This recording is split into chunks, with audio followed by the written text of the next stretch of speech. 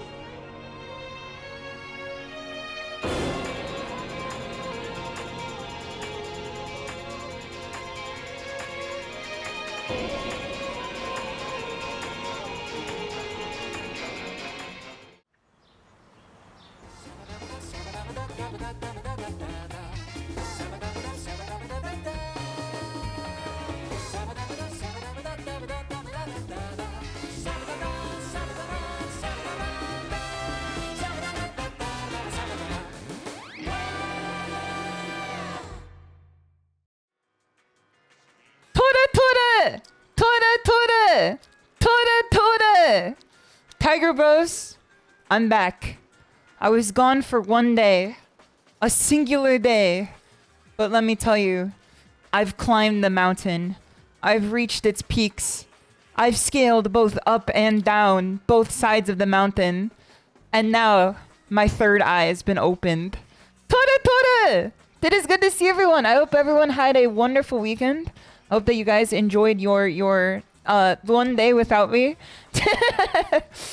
I know that for ASMR, some people tend to, you know, it could be upsetting if I miss it, and I'm very sorry for not streaming ASMR last night. However, as soon as I got back home from my hike, I went on a hike with KK. We went on a trip. It was about, I don't know, maybe like, I feel like we were out for a total of like 4 hours for the hike. And then like an additional hour of like getting back to the car. As soon as we got back to the apartment, I sat down in my room without turning on any light. I rested my head against my rolled up bed, and then I just laid there. I just laid there. I sat there, and then I laid down, and then I started closing my eyes, and I'm like, damn, this is bliss. And then I opened up the window, which is already like very cold outside. And then I just had like the dark and the cold. And I think that my lizard brain activated during that moment, because there's something very like primordial about it, where if you're in a dark, cold environment but you know you're safe, I feel like it's more comforting than being in like a warm bed. Does anyone else experience this, or is this like an autism thing? You know, being in like a dark, cold room, but you know that like you're safe, there's no enemies around. Like if you want to fast travel, you're able to because there's no enemy stopping you. Cold sleep is always peak. That's what I'm saying, man. I feel like it's the promise of a warm bed. Cause like it's It's the promise that like I could just get into a warm bed. Not necessarily the warm bed experience itself. It's the idea that like at any moment I could just lay down in a comfy bed and then have like a blissful sleep. Cause it's always like the assumption rather than the experience, you know? Cause the grass is always greener on the other side. And having that green grass in your brain, listen man, it's better than any AstroTurf you can play football on, is all I'm saying. Pavlovian eepiness. It's the idea that keeps you going, exactly. Like, I could sit there and I'm like, this grass, it be green, man. It be green. This ain't Zomp. This is green. There's no off-brand to this green at all. The hike was very good, though. The hike was very good. I was very satisfied with it. Because it was... I don't know how many pictures I could show. Because I know that there are people out there that could, like, possibly identify where I went on a hike. And then... if like you then take that amount of people and then divide it by 10 or by 100, you can find then the amount of people that would take that information and then like hide in a bush and then like attack me in the middle of the day when I'm going on a hike. Like there's always that. So I don't know how many pictures that I can show, but it was very fun. It was like an oceanside hike. So when Keika and I got to the peak of the hike, when we got to the ridge of the mountain trail, we could look out on the ocean. I was gonna show pictures. Is that bad? No, you can show pictures, because then it's like, if I get attacked like in the middle of the day by a person like hiding in a tree costume, like Fortnite season 11 style, it wouldn't be my fault at that point. Tosa KK, it's good to see you. Let me say hello to everyone. Let me greet everybody properly. Let me give everybody a warm Tora hello. What's good, Highway? What's good, Shimadatiger? What's good, Nightbot? What's good, Spaniard? What's good, Clown Wrangler? What's good, Key? What's good, DJ Platinum? What's good, Krobus? What's good, Zezker? What's good, Nynx? What's good, Fuzzy? What's good, Simmerk? What's good, Santi? What's good, L colon Q? Hold on, scrolling through more. What's good, Krypton? What's good, Jack? What's good, NECO? NikkeiNata. What's good, ITV? What's good, Absalom? What's good, Butler? What's good, Chaos Muffin? Scrolling through more. Hold on, scrolling through more. What's good, Nico Oral? What's good, Bayou? What's good, Burlesque Barley? Good to see you. What's good, Giga My Goddess? What's good, Hybrid? What's good, Kano? What's good, Monogamous? What's good, Mexican Panini? What's good, Made Indeed? What's good, Casmic? What's good, Roger? What's good, Darko? What's good, Drifted Fox? Good to see you. Scrolling through more. It's always heartbreaking when I finally get to the part that I'm scrolling to and then the chat resets again. I'm like, oh, damn it, I gotta go back again. Hold on. What's good, Ray Factor? Good to see you. Scrolling through more. What's good, Clown Wrangler? Thank you for the... Hold on, let me see what stream streak this was. Let me see this one. 30 stream streak. Thank you so much. Even considering your time zone, I appreciate that. That's very kind of you. What's good, Krypton? Scrolling through more. What's good, G-Max? What's good, Guy with no coochie? Scrolling through more. What's good? Let's see here. Let me take a look. Of course, what's good, KK, once again? Well, that's reassuring. I'm just living my life and sharing it with the world, man. You're welcome to. Also, Andrew M0, it's good to see you. And welcome, Bell57 too. Welcome. And also, Mad, it's good to see you. Some good-ass names. That's what I'm saying, man. The Tiger Bro Dojo got some good names here. I remember there was Ape-like Smell some time ago. I don't know if they're still around or if they changed their name by now. But that name it's always stuck with me in my brain. I feel like, you know, the Tiger Bros show up with some fascinating nomenclature to them. And then I see it, give it a chuckle, and then they say, I owe this tiger my life from there on out. Want a break from the ads? Yes, Twitch, yes. DJ Platinum, thank you for the 3-month sub. Much appreciated. It's very kind of you. Welcome, Not Null. It's good to see you. Hope you're doing well. I mean, but I didn't know me sharing my photos is making your parent... No, I'm just joking. I'm joking. You aight. Tenchi girl, you aight. Bring it in. Nah, I'm fine with it. It don't matter. If it don't mind, it don't matter. It would set my paranoia on fire if, like, you took a picture of me standing there. Which I know that you wouldn't ever in your entire life. But that would be, like, kind of funny, like, conceptually, you know? If you just took a picture of me standing there, and then I was, staring out at the ocean. There were definitely a few times I stood there just staring out at the ocean for sure. Those are a factor. Thank you for the 3 stream streak too. Much appreciated. people stare photograph. It would be like, you know, in Alan Wake 2, when you have like, you have to put together the photography when you're creating the scene in your brain. I feel like it'd be like Alan Wake 2, where like there'd be the picture of me standing on the beach, then there'd be the picture of like the bush with someone hiding in it, and then there'd be like the picture of like the murder weapon that was used. And then there would be like, you know, then you'd have to like put them together like a square peg in a square hole. Oh yes, I can picture it now. I feel like Alan Wake 2 is such a good game, but there's so many moments to it that I'm like, this is like a square peg in a square hole type game right now. Like, it's a fantastic video game, but like, I do feel like there are moments when they're just like, they force you to say, what was that guy's name? His name was Johnson something. And then like, there's a huge picture where his name's like Johnson Hogart. And then like, you have to then tie the Johnson Hogart picture to the, what was his name peg. And then you have to say, this puzzle is so difficult. You know, it's such a good game that like I think is bad so many times, and I came out the other side thinking, wow, what a good game. There's so many moments when I'm like, this shit is so stupid, man. What were they cooking? And then like I come out the other side like, I owe Remedy my life for this one. It has aura. It's literally like aura in hype moments, and then you get to the end and you're like, what the fuck was that? And they're like, just play it again. I'm like, okay, glory to Remedy Games for sure. This Montonio art popped off. That's what I'm saying, man. If you guys missed this, this is art depicting my actions in the KK Cyber anniversary stream, where we went to... Did I throw in my tissue? I did throw in my tissue. I'm going to have to get one in a minute. We went to a fishing hole together. It was me, KK, Krongi. Who else was there? I think Cleo was there too. Did Jets already peel out at this point? Or was she still there? It was a few of us. We're all chilling together. And then I found out very quickly that if you dive into the water, it then respawns you like back to the end of the fishing hole again. And then there was a moment when no one was catching fish. There was a moment when no one was catching fish, and I said, don't worry, I got it. And then I sprinted into the water at max speed, and then I hit the Call of Duty prone button like I was diving in Apex Legends. And then I dove straight into the water to grab the fish. So this was a depiction of that. This is a depiction of that. Also, DSB, it's good to see you. I hope you're doing well. Shisho with the drop shot. That's what I'm saying, man. I got the 360 no-scope on them fish. They did not see it coming. I got one straight in my mouth just there. I got a whole, like, yellowfish. I got a Maguro tuna.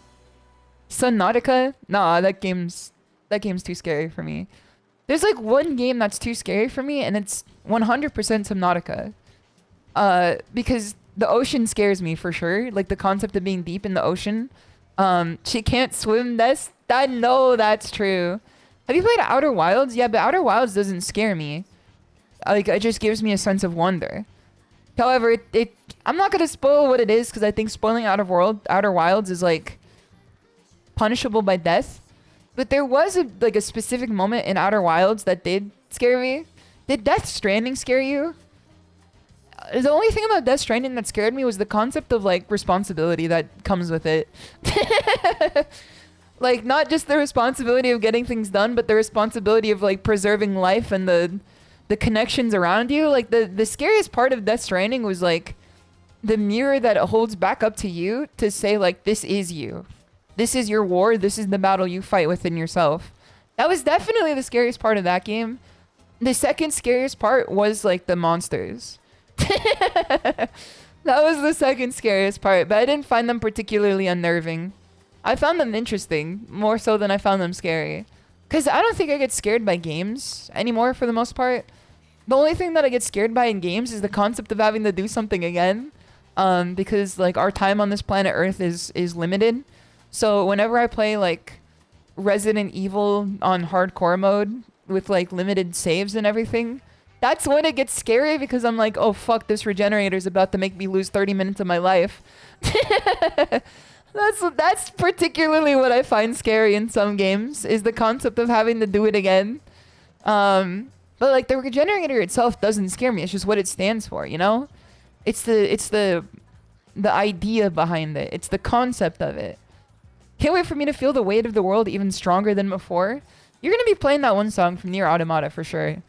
It did make me feel like everyone around us is connected, and we have like an intrinsic responsibility to do our best for each other, like no matter who they are, or no matter like what they've done. And then like the next day I got on the highway and got cut off and said, maybe tomorrow. Maybe I'll bark up that, you know, philosophical tree tomorrow. Maybe that's when I'll you know, subscribe to this concept. Just watch your next episode of anime on 2x speed to get your time back. So true. Maybe that's how I catch up on Haikyuu on the bike. I just watched it at 2x speed. Dude, that would go so crazy when Hinata is running. In Haikyuu, if you're watching it on 2x speed and Hinata starts running, that would be so good. 2x speed is the brain rot. My old boss used to watch everything on 2x speed. Because I don't particularly know why, and I respect him quite a lot as like a visionary and like someone who is good at his job. But like the old like project manager on the old game that I worked on, like I have a lot of respect for him for sure. But he does watch like literally everything at 2x speed, and like he's proud of that. Cause he says that he gets like, you know, he can absorb more knowledge that way. Which is, you know, there's something that I just can't abide by that, man. I can't abide by that. Some content don't deserve the 1x, yeah, it deserves the 0.5x. You get double the, you know, the experience for that. Like why would you steal the possibility of having more experience enjoying something for the first time, you know? There are times though when I watch like YouTubers and they talk about something that I'm already intimately familiar with, and then I hold the like fast forward button, and then I get a chuckle because they sound like as soon as I hold the fast forward button, they do sound exactly like the XQC video where he's just like, I have butter and I have bread. I have buttered bread. You can have both Pangria and the Big Bang. See, meteor happens. Meteor happens. Meteor happens. Like, it does sound just like that.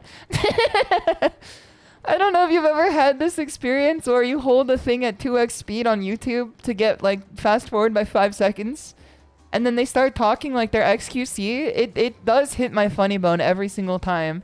I get it for uni lectures and stuff, but why anything else? Even that, like, I'm like shaking my head at that. I can't get that either. My bread is buttered. Doc Rockjaw, thank you for the 4-month sub. Much appreciated. I very much appreciate that. That's very kind of you. I hope you enjoy your emotes. Also, Lord Slurp, it's good to see you. I hope you're doing well too. Brain rot learning style. Live. I want to live. I do that on live streams. Do you mean like while they're live? You hold the 2x button while the stream is live? Can you tell me what I've said? Like, let's see here. We're 26 minutes into the stream. Can you tell me what I've said at minute 50 at this point? 2x to catch up. Oh, it's a catch up. I see. Those are Fireflies. Good to see you. Hope you're doing well. Broken bedtime. See, I thought that he was saying that he watches the streams at 2x speed normally. Like to start with, to get them over with faster. You know, to watch more streams later. And then I was just like, how do you do that? So this is something that I do every once in a while.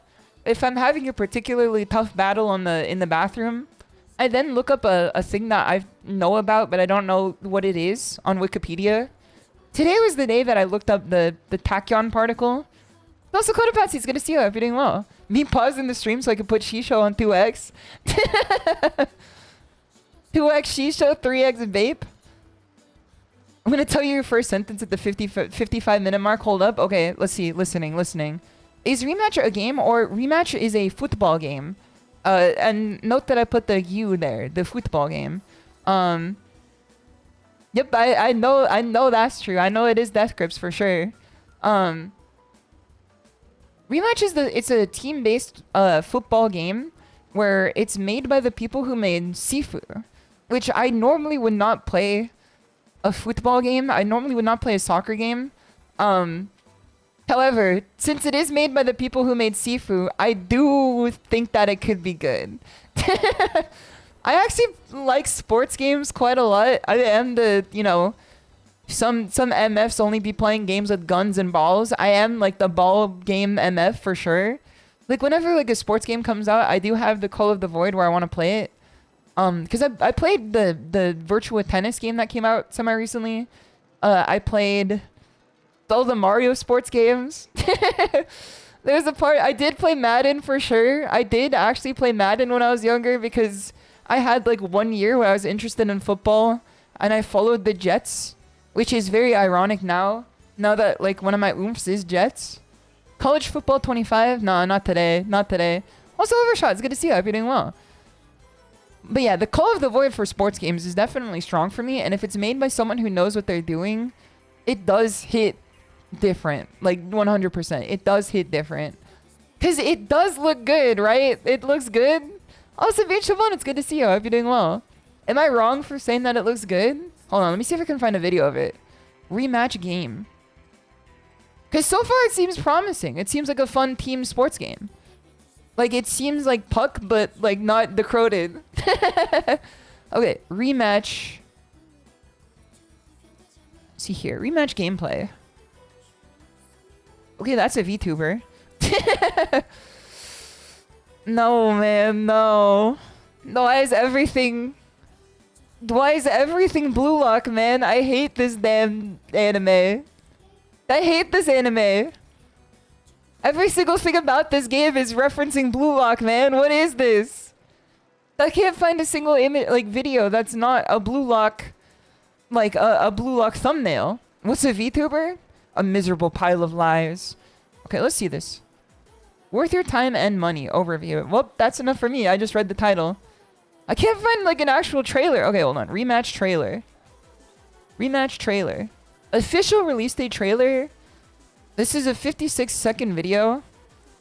One thing I don't fuck with though is that like every official thumbnail for the game looks like it was generated in AI. And I'm gonna give them the benefit of the doubt and say that it's not. But it does have the stink that it is, you know? Like almost every official thing that is coming out for this game looks like it was generated by like Microsoft DeepSpeak or whatever. She is Azul locked in. I can't stand Blue Lock, man.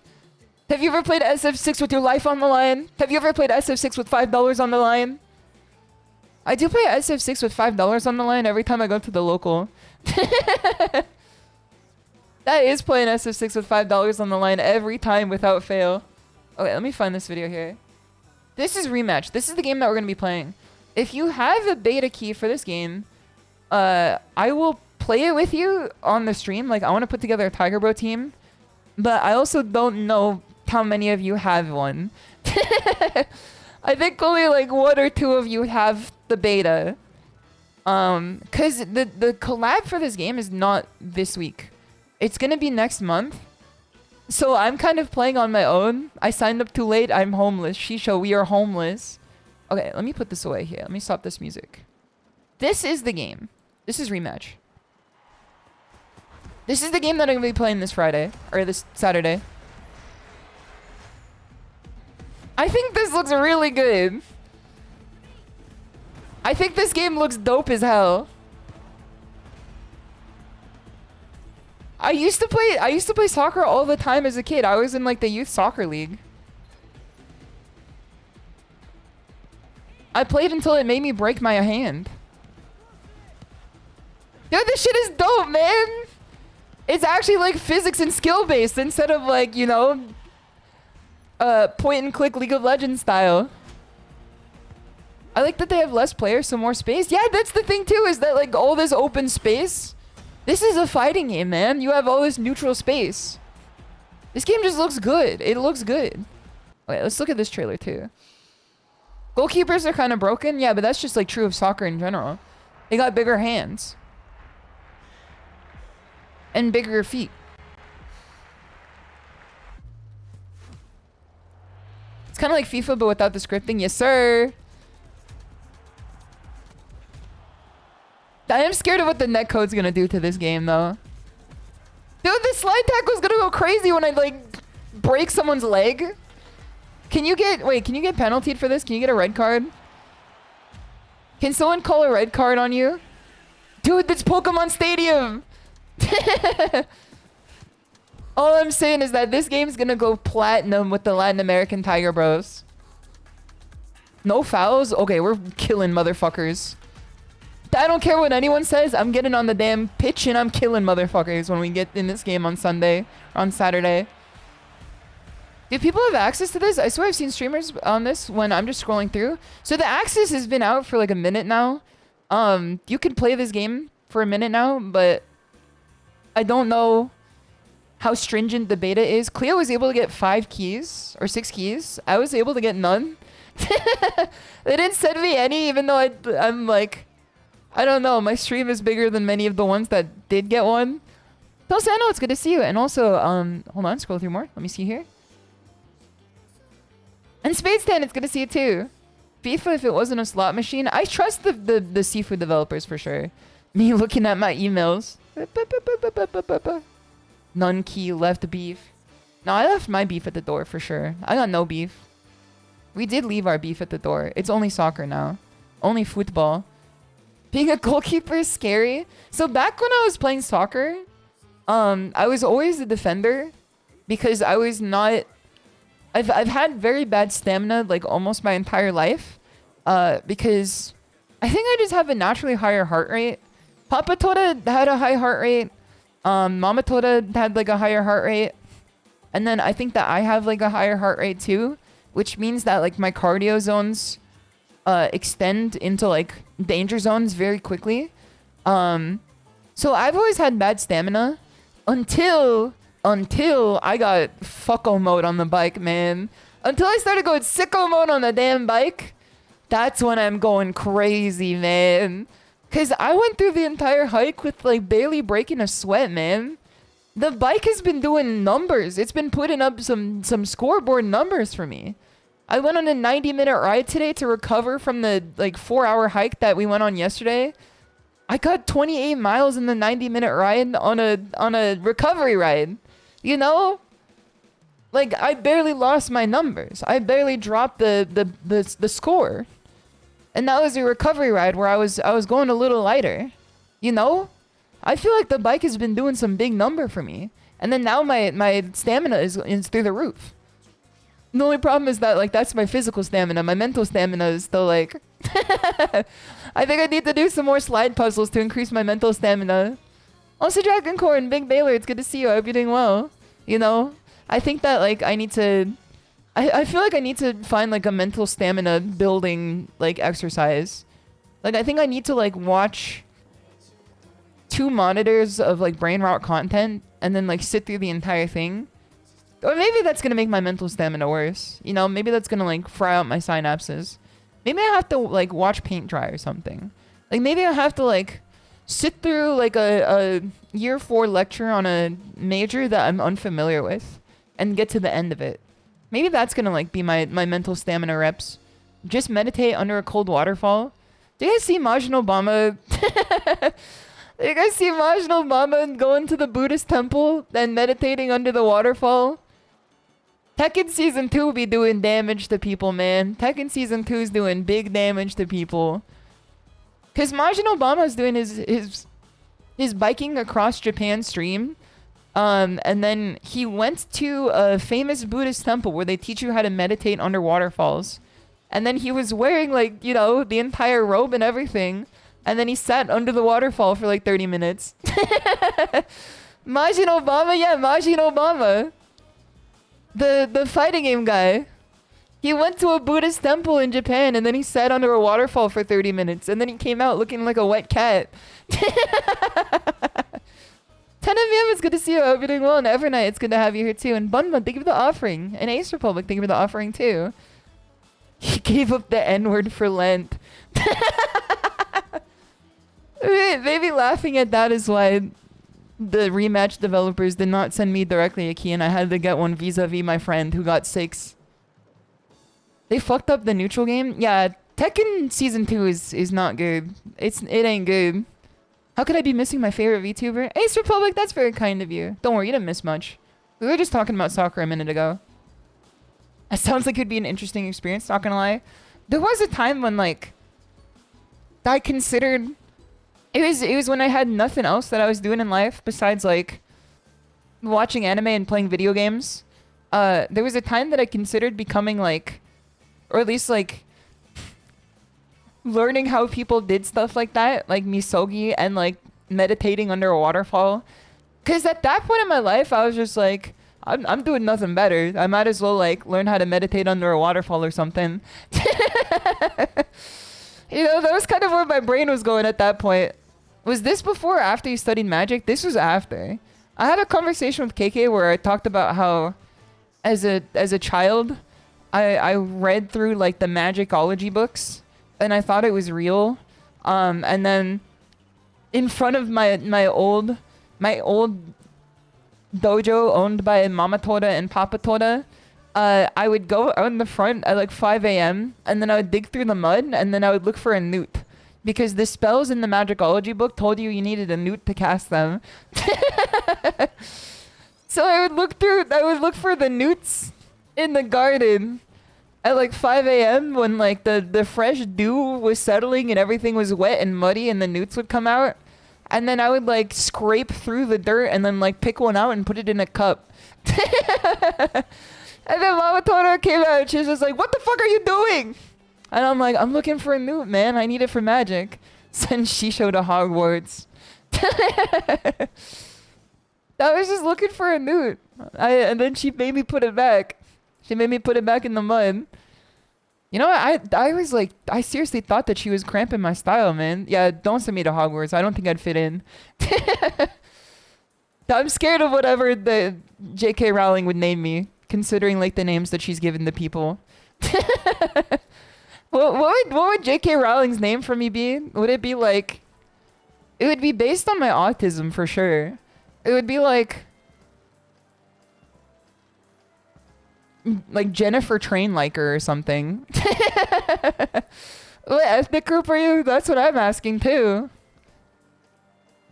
It would for sure be like a play on my autism is what I think. It wouldn't be my ethnicity because like while have parents who are like Papa Toto is part Japanese, Mama Toto is part like almost every, you know, like DLC European nation. Like not like the first, you know, pack one, pick one, but like the season 2. Maybe the most offensive thing I've ever said, but like, you know, like Czechoslovakia and like Belgium, DLC European. Serena, it's good to see you. I've been doing well. Like her whole family was French, but like it was also like Czechoslovakian and like Belgian and like, you know, a bunch of like the smaller ones that like are known for like one thing only, like Belgian chocolate, Czechoslovakian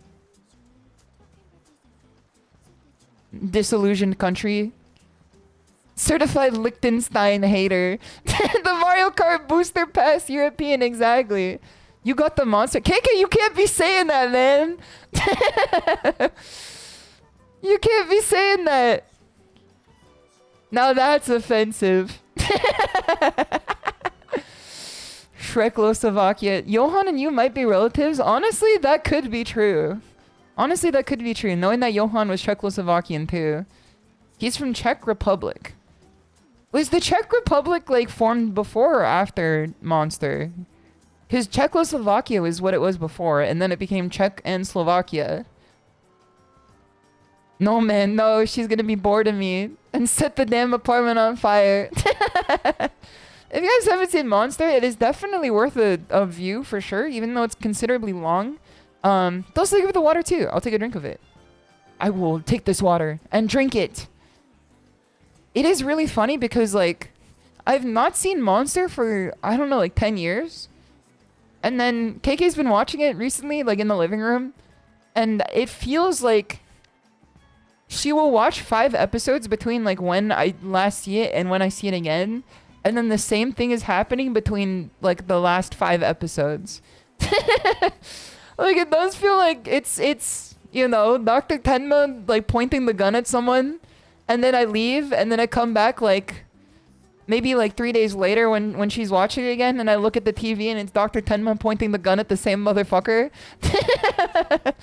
Or like two characters having a conversation, and then 3 days later it's the two characters having the same conversation again. It is like, it's kind of like the endless eight of seinen for sure. It's called good writing, man. It's good writing and aura and hype moments all in one.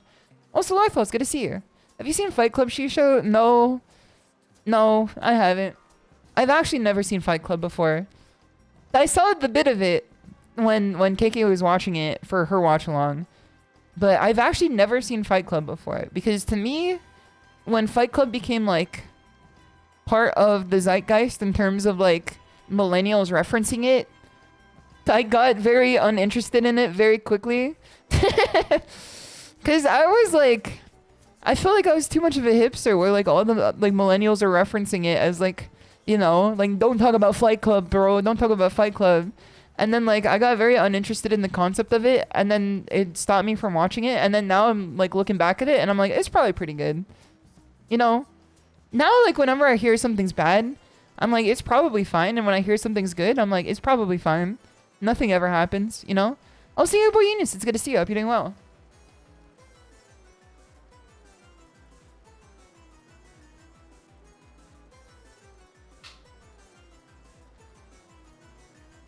Who's gonna tell her she's a millennial? This would be news to my chat. Because I get accused of being like ultra Gen Z all the time. I almost said Zen G. That would have been Zendaya as Michi. I feel like, I don't know, I'm like in the zone where it's like millennial Gen Z, like Resident Evil crossover. Like I have like the Z and the M virus. Like I'm one of the tyrants where I have the insufferability of like millennialism, and then I have like the mental illness of Gen Z. You exist in the overlap, exactly. Yeah, 95 to 97 is the weird spot for sure. Time is relative. See, this is what I was going to talk about earlier, and then I got off track. Whenever I sit down on the, you know, the throne in the bathroom for too long, I start like Wikipedia searching things that I find interesting that I don't know anything about. I looked up the tachyon particle because I thought it was a real thing. So it's not a real thing. It's like a hypothetical thing. Tach of Juju. Tach. 66654 tongue. So I thought it was a real thing. Like it was an observed particle, but it's just a theoretical thing. And then they were saying that like if it came to pass that you can observe a tachyon particle, you could then travel back in time. And I'm like, that's when I knew it wasn't real, because like I don't know if like anyone else has this mental model that I do, but like how could you travel back in time? Like theoretically speaking, because it's not like it's a movie reel. You can't just reverse it. It just happened. There's no back in time. Like there's no future. It's just all happening. And then I had an existential crisis. I had an existential crisis. I'm like, there's no back in time. There's nothing there. Like life isn't the time reel. Life isn't the movie reel. You can't just spin it back and then look what happened before. Those porcelain throne skirmishes can be a gateway to forbidden knowledge. I did feel like the smartest person in the world. There's only now. That's what I'm saying, man. There's no back in time. There's only like the cache in your brain that remembered what happened. That's the only back in time that happened. Is like the mental model that you've like constructed of it. Vis-a-vis like your memory of what happened, which is not even what happened. It's a problem with relativity, even if it doesn't make sense, the equations work. I want to check the math. Hold on. Someone get this Einstein guy on the phone. I have a bone to pick with him. Go back to the before now. It doesn't exist, man. You can't just turn the wheel back. The wheel only turns forward, and there's only one spoke, and it's the now. There's only one spoke on the damn wheel. Those Mr. Gosh darn, it's good to see you. I hope you're doing well. Here for a good time, not a long time. Yes, sir. Going back, then make it the now. But there's no back. It's just the now. I don't get how you can go back in time. Can someone explain to me the concept of going back in time? Because there's no back in time. It's only the now in time. Like, I'm not saying, like, you can't go back in time because you lack the resources to do so. I'm saying that there's no back. Play Chrono Trigger? Okay, well, you got me there. You got me there. Get a crisis when I remember our concept of time is greatly influenced by gravity's our planet's position, and otherwise it's a rough concept to understand. It's like both a wave and a particle or whatever, you know what I mean? But that's how losers think. Like, I don't get it, man. Get Adam Sandler in this remote in this chat room right now. Yeah, we gotta hear from Adam Sandler directly. Get him and his remote and his uncut gem and his Harry meeting Sally in this chat right now so we can talk about those 8 crazy nights and how to get back to them. Get Orwell in here. Isn't he like talking on the radio or whatever? You gotta watch Primer. I don't think that I could like watch anything that would then elucidate to me like how you can go back in time, because every single time I do, they're like, imagine a wheel and then you spin it backwards, and I'm like, but there's no damn wheel, man. It's the now. Like there's no photo photo reel of like what happened a minute ago. That's just your memory. No whimsy. She don't know about the wheel, dog. She don't know about the damn wheel. I feel like we need to go into some deep theoretical physics stuff for this. I think that like when I read that, it gave me like a moment of like, is theoretical physicists or physics just like people making shit up for fun that are like smart enough to just get away with it? Like, is that how it is? Is it like just people who are like really smart saying whatever, and they're so smart that you could just like listen to it and go, that's probably true? Is D&D for maths? Oh man, that might be good then. Imagine a 3D sphere projected into a 2D plane. You would see slides of the circle. In relativity, time is another dimension projected in our 3D space. The circle you can see in our projection is the present. Trust me, I went to college for this. So the circle you can see in our projection, maybe it is because like I'm a 3D being, you know what I mean? Maybe if like I became like a higher dimensional being, I could perceive time instead of just perceiving a singular moment that exists normally. Are you? Wait, hold on. Wait, hold on. I'm looking down. Wait, hold on. Guys, I don't think I'm a 3-dimensional being now. I look back at my OBS source. I think I'm 2D. No, man, no. I can't even perceive time as it's considered. I can only perceive shape. This shit suck, man. I've been made aware of my own existence, and therefore I've lost my perception of time. I can only see in shapes now. Maybe even speed. As she turns around and disappears. It's gonna be like the ghost of the parking lot, man. We're gonna leave love behind and then disappear into the ether. I feel like I need to watch a YouTube video about this. Anyone got a good anime about this? I can watch it on the bike. Anyone got a good anime that explains this concept in like a 12 episode stretch? Cause if you have that, then like I can watch that on the exercise bike for like 90 minutes of a ride. And then I can understand it better. Steins Gate? No, man, no. I don't think I'm gonna piece together anything from that. No disrespect to the great nation of Steins Gate. I'm sure it's a great series. I don't think that it's gonna give me any insight on how the world works. It's probably a Veritasium video. No, I ate enough bananas. You gotta read a big shisho? Read a book? I read enough books, man. I read enough books. I read chat every 4 days a week. That's enough of a book here. That's probably more than people say that I can't read, but like I'm reading like almost every message in chat, save for like 1 or 2 that pass by me without noticing. The existential stick figure cartoon about dimensions, Flatlanders. Okay, let's see what this is. I ain't +2 in that. Listen, it's honest work. You're gonna +2 it. Come on, you want to. You want to +2 it. Come on. Come on. Oh yeah, I searched Flatlanders and it gave me like a geriatric folk punk band. What is this, man? This ain't a comic or anything. This is just a bunch of old guys standing in a field and one's holding an electric guitar.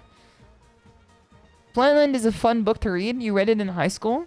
For a second, I read that as like the imperative version of read. And I thought you were telling me to read it in high school as if I needed to go back. You will go back to high school. I feel like I've finally broken the samsara cycle. Because now at this point, I no longer have nightmares that I'm in school. Don't suppose boy, thank you for the offering. Much appreciated. Because there was like a long period of my life where I'd have dreams where I was still like withholding to the scholastic system. I feel like I've broken the chain. I no longer get those dreams anymore. They're no longer like... It's always like a cycle of like... I don't know, maybe like 10 plus years or so. Because like I was getting middle school dreams in college where I was still in middle school. And then I was getting like high school dreams after college. I feel like I've broken the cycle. I no longer get school dreams anymore. Now, I don't remember like most of my dreams anymore, which is... That's kind of a problem. I feel like that's kind of a problem. Also, Happy Thoughts is good to see you. I hope you're doing well. Maybe if I remembered them, I would go back and I'd be like, alright, period 2. Fuck, I'm back in school again. She no longer dreams SMH. I think it's because, like... My dreams used to be so bad. And this is not like you know, this is not an appeal to sympathy. Like, I used to have, like, horrific dreams every night. And then I'd wake up and I go, oh, that just happened. Well, time to start my 9 to 5. You know? Like, I would have, like, almost every night, I would dream either of a school shooting or, like, an earthquake that, like, destroys the entire country. Or, like, a tsunami or, like, an alien invasion or, like, a pandemic. And then I would wake up and I'd be like, alright, time for my 9 to 5. So you really didn't like school. Yeah, school also fit into that too. I don't think I didn't like school. Shisho, are you okay? I think I am. I mean, like, relatively speaking. Relatively speaking. I think everybody's got like a... You know, if you walked in my shoes, maybe like... Were you looking for answers? I feel like some of you guys, if you were looking, like, walking in my shoes, maybe, like, it'd be too tough of a lace to lace up. You know what I mean? Like, you need a shoehorn for it and everything. But, like, these are my shoes. I know exactly how they feel. I can walk around in them all day. Your shoes are too tight. I'm gonna look down and be like, hey, your shoes are untied. Kona's pussies or what? No, like, you guys are fine or whatever. I'm just saying that everybody got a different type of life. Cause that was like how I dreamed every night. And then I'd wake up and I'd be like, oh, refreshing sleep. And then like, I know if some people had dreams like that regularly, it would like put them in a mental hospital for sure. But I just kind of like grew accustomed to it. I was like, I'm just used to it right now. But now I like don't have them at all. And I think it's because like, you know what? I think it's because I don't sleep in a haunted location anymore. Now that I think about it, I think Keiki and I's apartment is like free of ghosts. And that the old dojo that I slept in was like definitely like, it was haunted for sure. Like it was some evil energies coming out of it. So much so that like the lady that lived under me was like, cause it was 2 properties that were like attached to each other. And the lady that lived under me would come up to like our, like me and all my dojo roommates previously, like our place. And then she would walk through with the smudge stick and said, I think you guys needed this.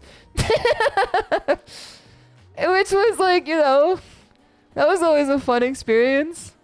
Because she was telling us that she could talk to ghosts and stuff.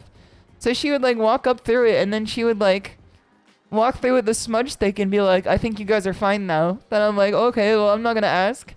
I feel like I'd be opening too many doors that I'm not ready to know the answers to. You work 12-hour night shifts? None of y'all got nothing on me? Walk a mile in a streamer's shoes. Walk a mile in a streamer's shoes. You might learn something. Haunted location, haunted car park, $5 Street Fighter. Pull up the Leffen tweet. What did Leffen say? Was he saying that like being a streamer is the hardest job? Or was that someone else? I think it's like a difficult job for sure, but like I had a hard time pushing carts around when I was like 16. That was definitely a tricky job. It was him. There are jobs that I think are definitely harder, and there are jobs that I think are easier. Day trader, easier job for sure. In fact, I don't even think that's like a real job. But like if you get money from it, like good for you. I'm not yucking any yums here. It was about Ultimate too? No, man, no. You know what? That's actually understandable. Cause like what's the average age of the viewer that watches Ultimate? There are jobs where people die frequently on the job. Those are probably the hardest. You were the setter on my volleyball court here, and I was about to spike the ball, and then my better reasoning stopped me. My better reasoning stopped me as you were saying it. I was gonna say, well, then they didn't have to do it much longer. How hard could it be? But you know what? That's me saying it in quotes, not me saying it like for the laugh. Every job where you don't have to deal with people is easy. The more you have to deal with people, the worse it is. That is true. Like the times in which I dealt with other people that were like not within my office in my last job was definitely like the worst part of it for sure. Which is why I'm going into engineering instead. That's why I'm going into the engineering spec instead of like the people spec. So that I don't have to deal with, you know, as many people that like are either insane or like on their way to it for sure. I would have said it. I still said it, but like in quotes. That means it's not as bad. It's called sports betting. So there was a job opening for the position that I was looking for there was a famous sports betting app, and I sat there like scratching my head, like if I don't get the job at the place that I applied to that's like the one I really want to work at, I'm like, do I send in an application to this one? I feel like I would want to, you know, like in Minecraft every day if I did. Don't know SHISHOU's working for FanDuel. To me, that's like working for like, what's it called? Like Northrop Grumman or whatever. SHISHOU steak ads.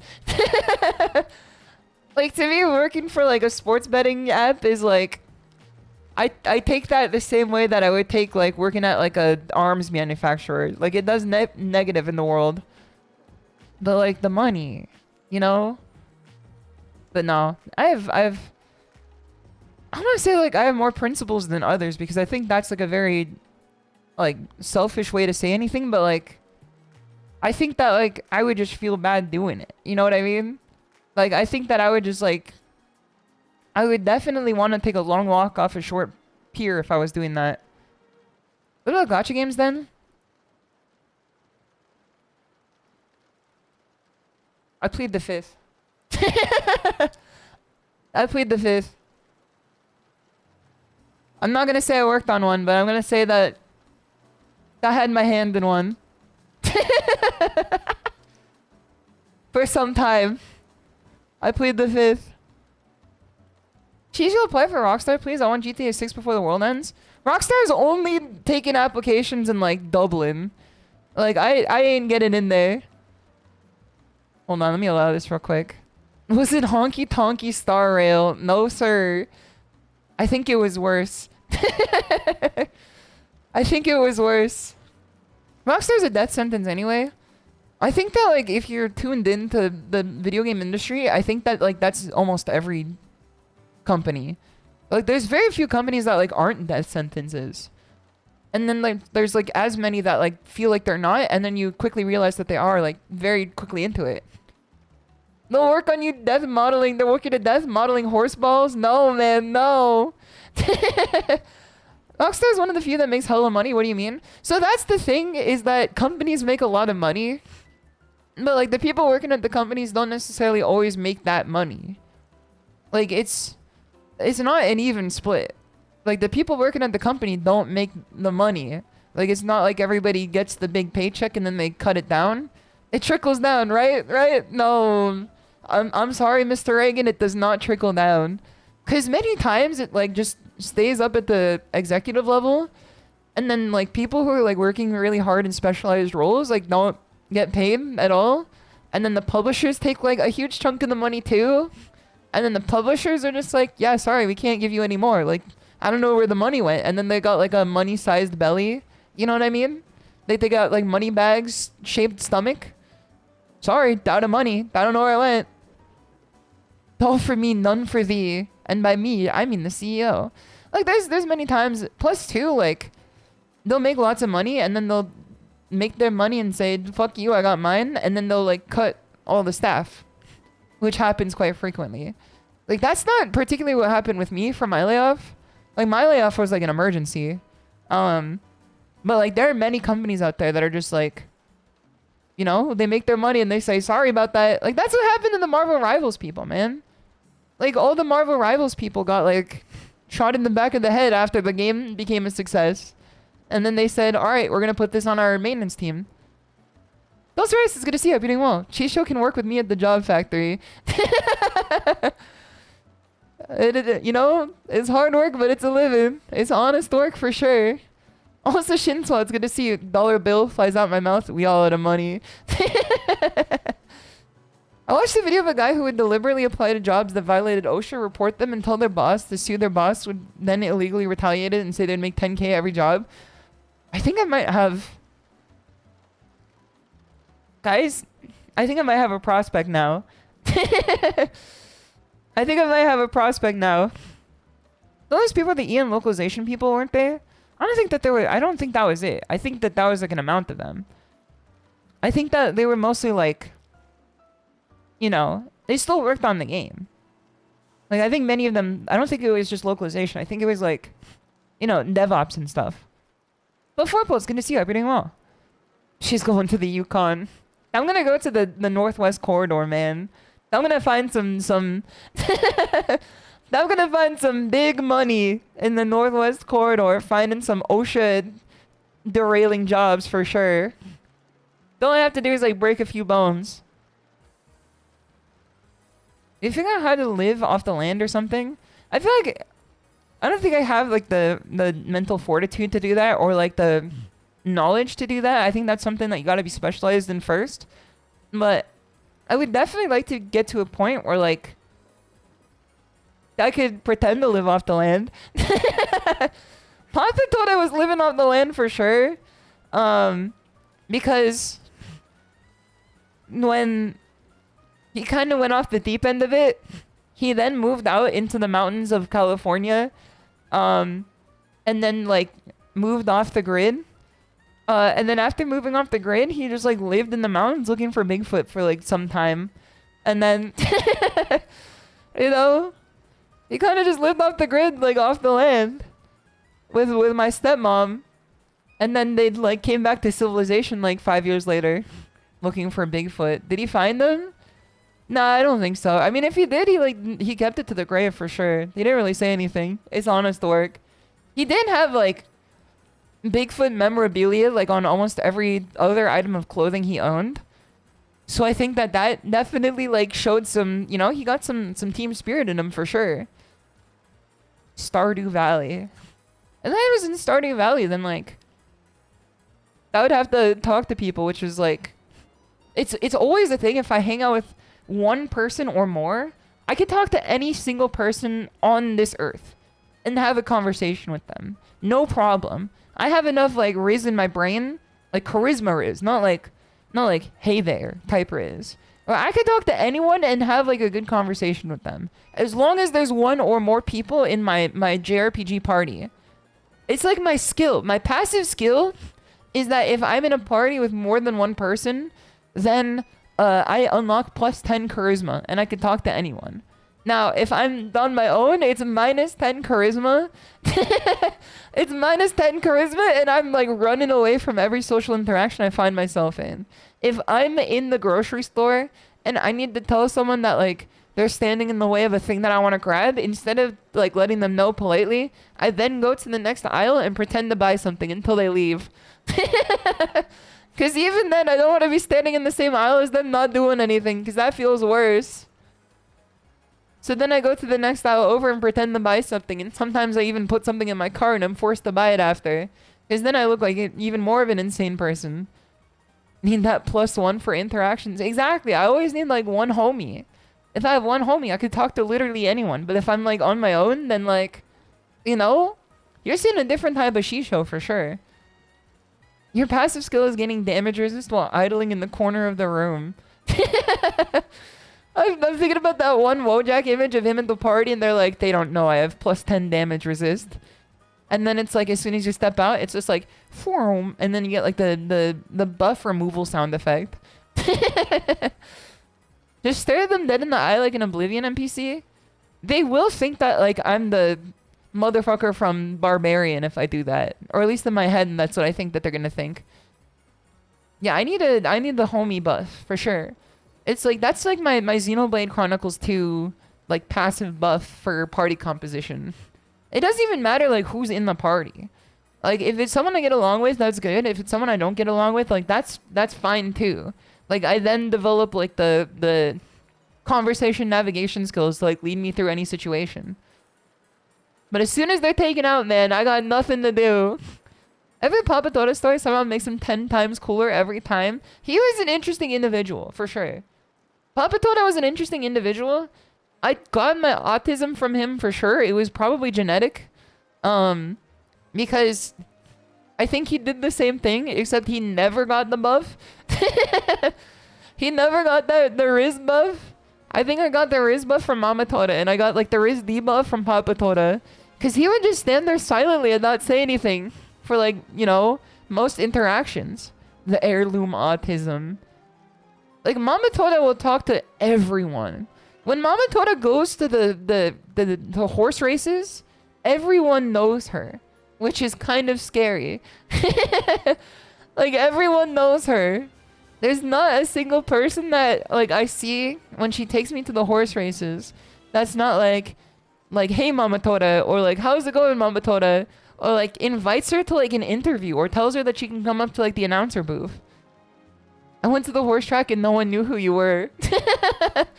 She would be like, this is my daughter, SHISHOU. And then they'd be like, oh, you're her daughter? And I'm like, yes. And then there was just like, you're lucky you got a mom like that. And I'm like, what does she do? All I know is that she fleeces you guys for money every week. Bigfoot was his special interest. Bigfoot was his special interest, man. And I think that he might have gotten that from me because it was definitely my special interest when I was a kid. Who do you think you got Wild Wasteland from? That's an interesting question because I think both of them have, like, wild lives for sure. His Mama Tora, like, put herself in wild situations. Papa Tora just found himself in them. I think Grandpa Tora on Mama Tora's side was definitely the most insane of the Wild Wasteland perk. Because he was, like, a World War II, like, prisoner. Like, he was like a Nazi German prisoner. He was not a Nazi German. He was a prisoner of Nazi Germany, I should say. I should make sure I make that clarification here. He was a prisoner of Nazi Germany for some time, and then he made an escape. And then he made it out of the prison. And then he got on a train to escape the prison, like the area, the vicinity. And then the train was bombarded and derailed. And then he, like, saved the lives of the people, like, on the train. Or, like, saved some of them for sure. And then, like, walked all the way back to, like, the first major city he can get to. Which is an insane life for sure. He's also the one that then spent all of, like, their life savings of him, Auntie Tora, and Grandma Tora to see, like, one concert from... What's his name? What's the hold on, what's his name? One Armstrong concert. Louis Armstrong concert. Dawson Antonio, it's good to see you. And Kid Bash Cody, it's good to see you too. He spent all of their life savings to see a singular Louis Armstrong concert, like, in his first week in America. And then they didn't have any money. They were like, you know, it's like the husband, we are homeless. Grandpa Tora, we are homeless. And then, like, they made him, like, wash dishes after. Because, like, he didn't have any other money. Good thing to use it on. He didn't even, like, bring Grandma Tora or Auntie Tora with him. He just saw it on his own.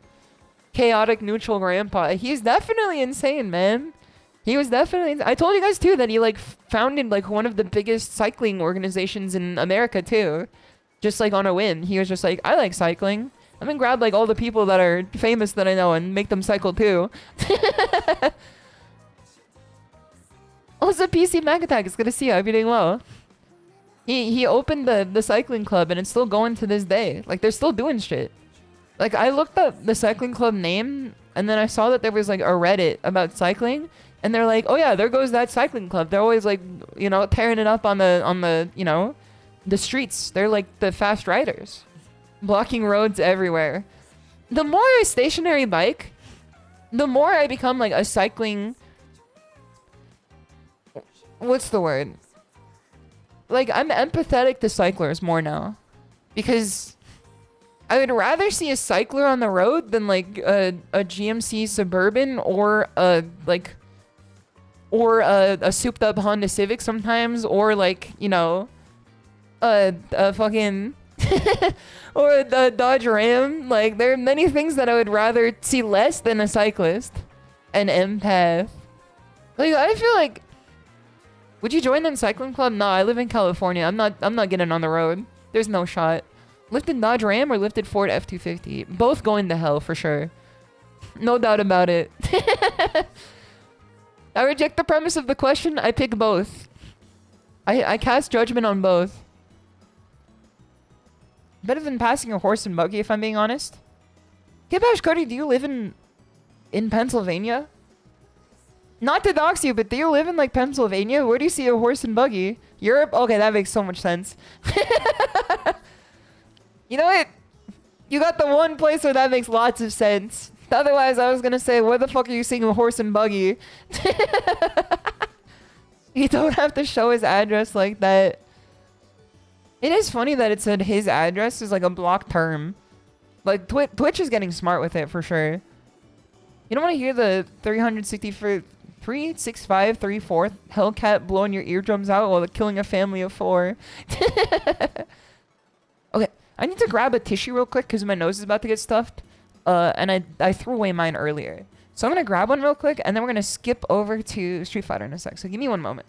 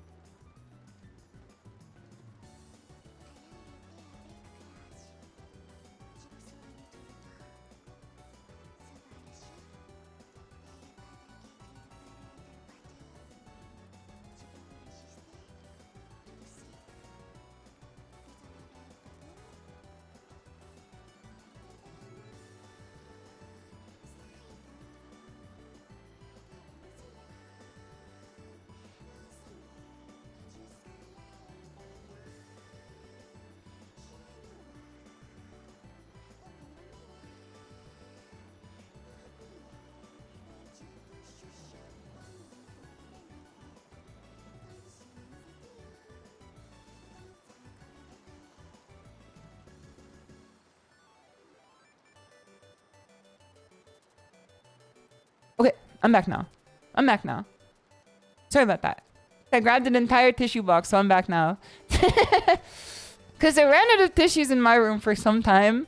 And then my stupid ass, instead of grabbing a tissue box, said like, I'm just going to grab a singular tissue every time I need one. I'm going to grab a singular tissue from the living room every time I need one, instead of just putting one in my room. You know what Roundabout mainly is the JoJo ending?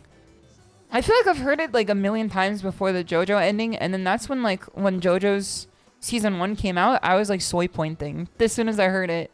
Okay. Tiger Bros! Are you ready? Is everyone prepared? Is everyone ready? When I say it, Hajime. You guys will say it, Os! And that's how I know you're prepared. That's how I know everyone's ready for some good ass Street Fighter today. Everyone ready? Hajime! Os!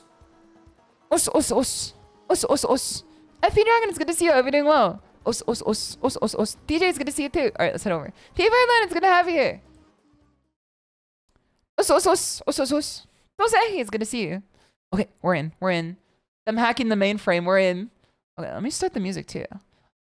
Have you guys actually listened to the EPO music outside of the openings and endings? They're actually so crazy. It sounds exactly like the Kaiji and Akagi OST. Like, it is the same, like, style and everything, except the guy is not, like, unceremoniously kicked out of the entire music industry for something that wasn't a big deal in the first place. Like, the actual OST of EPO is fucking insane. Hold on, let me find a song here. Temple of Prey. This is a good one for sure.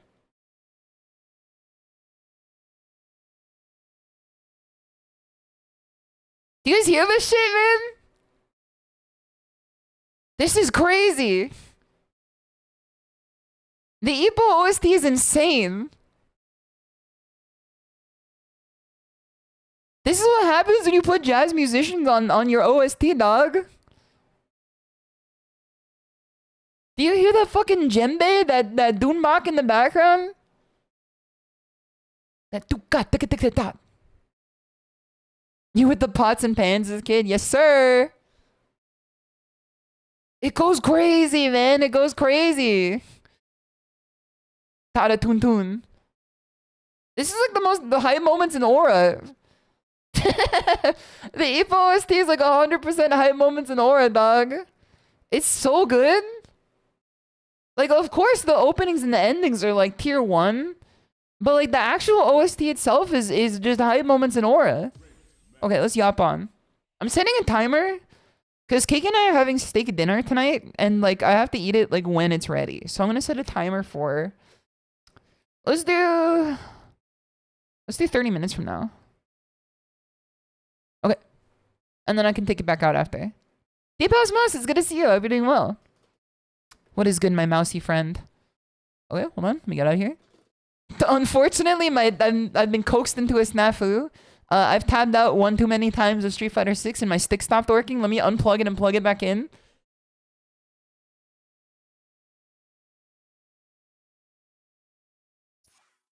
Dude, this breakdown is crazy. Me when the Minecraft YouTuber has to apologize. Captain Yamashita, it's good to see you. I'll be doing well. Welcome, welcome. You got that London pub sauce? It's a delicious steak for sure. We had some the other day too. Unfortunately, I was streaming during it, and so like I didn't think to come out to eat some, and it was like semi-cold after. Okay, let's go in for the first round here. Okay, what have we learned so far? This guy's a kind of a crackhead about it. He walks in to attack, so we can walk out to get out of his range here. We have the right idea, we just need the range. Up you go.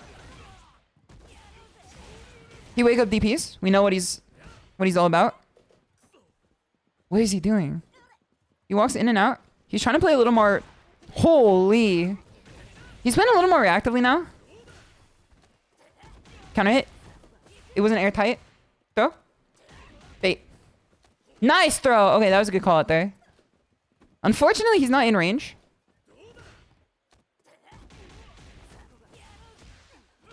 Shit. TP.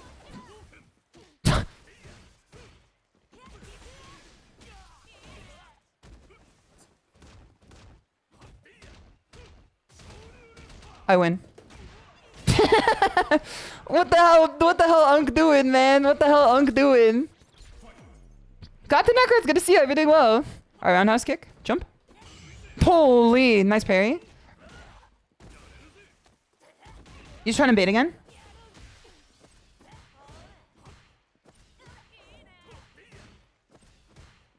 Next time it goes for something like that, I think I might just DI. DI? There we go. We got it, we got it, we got it.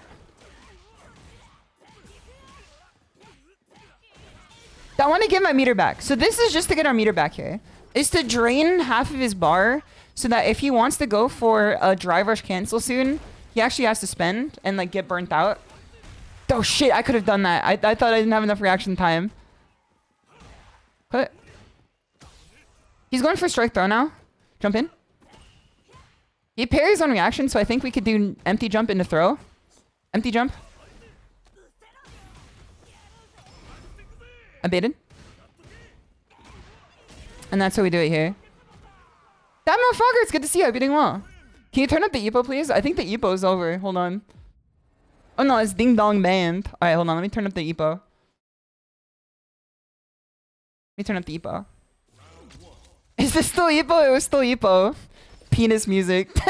I pressed. Jump. Throw. Throw. Nice break there. That's not your heavy version. I know what it looks like. Fireball. Walk in. Shit, that was so close there. That was so close there. If I backdash in neutral, I might be able to bait out the Shinra or the Dragon Lash. Empty jump. Throw. Go overhead. Bait. Kill. Kill! This is just what happens in her mind at all times. Dude, I have my third eye open right now. Exit right, third eye open, gripping your pillow tight. You know what I'm talking about? Metallica type shit. Nice air to air.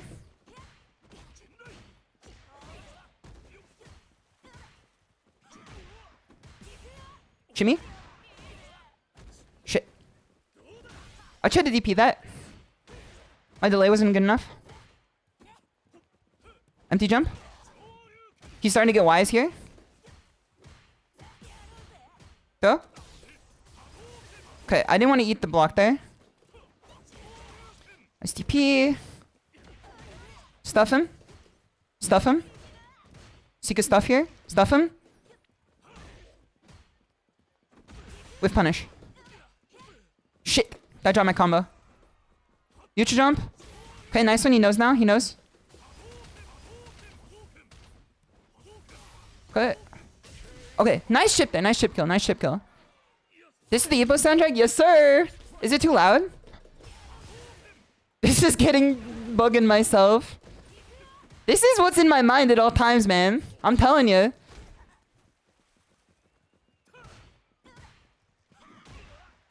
I'm kind of on fire today so far. This is a good first match. It's a very actively thought of first match right now. We definitely would have killed if we didn't drop our combo that one time. You got a few options here. Let's see what he goes for.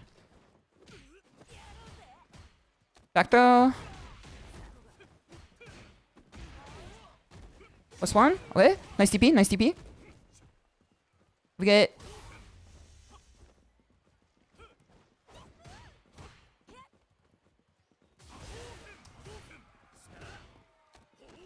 I'm dead. GG. That was a good one. That was a good one. A bit of a blunder, but I think this is going well. It must go crazy in a real match. Yes, sir. Dude, we're almost at Diamond 4. I mean, yeah, but you can turn it up. Hold on. Drive rush at each other at round start.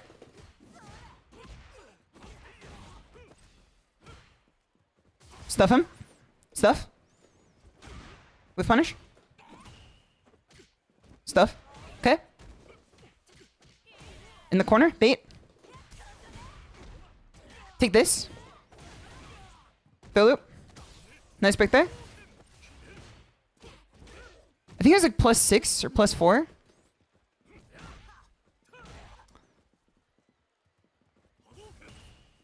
Do nothing because he's catching me here. I need to reset my timing. Shimmy. DI. Nice! Get his ass. Get his ass.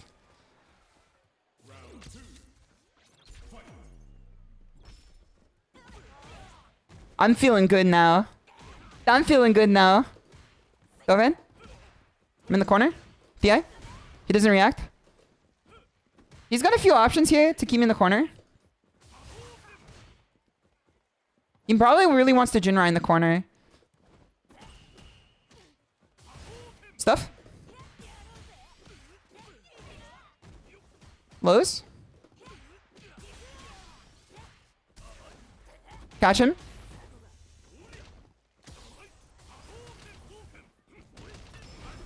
I live. What is this music? What is this music?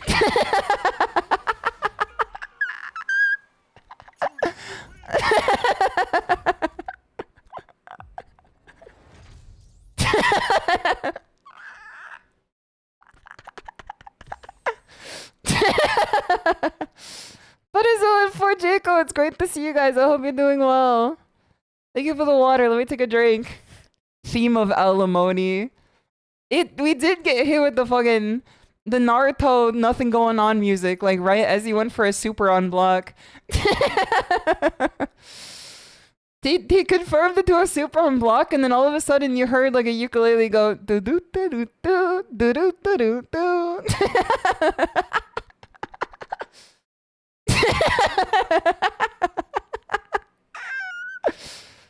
I've never had the perfect music shift like that ever before, man. That's perfect. That's so good. It was like literally in our checkmate moment that it just like do do do do do do do do do. This song is called Country Cousin. I forgot to put Snip on. Hold on, let me put Snip on. Snip.exe. I have to log in the Spotify every time. Alright, let me open up my email. Spotify. I'm about to get to know if I got the job that I interviewed for, by the way. Or not get the job, but like go on to the second stage of the interview. Tomorrow is the day they send out the confirmation or like the you failed letter. Cause my person on the inside, my friend who works at this company, they sent a screenshot that said that my application has been moved into like the review process, or like it is getting review finalized. So we get to know tomorrow if my interview went well or not. Please, my SHISHOU need this. I do need this for sure. But I choose to believe that I'm living in the universe where I get this job. I'm putting that into the universe. Let me get my stream playlist. I got all the sad Ippo music now. I got the cool Ippo music out of the way, and now it's all the sad Ippo music. Alright, where's stream music? There it is. This is kind of a banger, but I'm gonna go to the next song. Yes, sir! This is a pretty good one. It is making me crash out because how did the Street Fighter 5 music go so hard? And then the Street Fighter 6 music go so like, you know, it's sniff a flute, you know? Like the Street Fighter 6 music is sniff a flute, man. It's elevator music. It's got no soul, no substance. But then the Street Fighter 5 music, it goes in, man. It goes in. They got the Resident Evil 1 composer back for SF6. Dude, they got the basement theme. Hardest working man on the planet. So they could sell you the music packs. They give you their poison so they could sell you your cure. Tale old as time, man. Tale old as time. They lost the method, dude.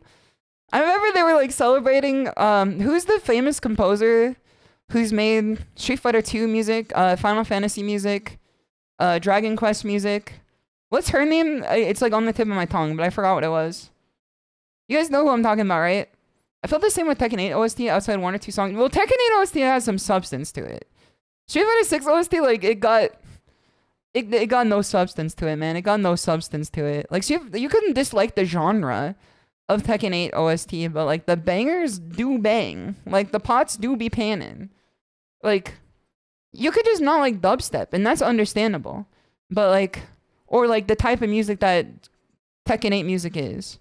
But Street Fighter 6 music is, like, no one be liking it. Uematsu? Hold on, let me see this. No, it's not Nobuo Uematsu. Nobuo Uematsu, hold on. SF2 composer. It's Yoko Shimamura. Yoko Shimamura. She was the one I was talking about. So it was, I think she got like inducted to the Hall of Fame for video games or whatever. Like she was given like a lifelong achievement prize, a reward.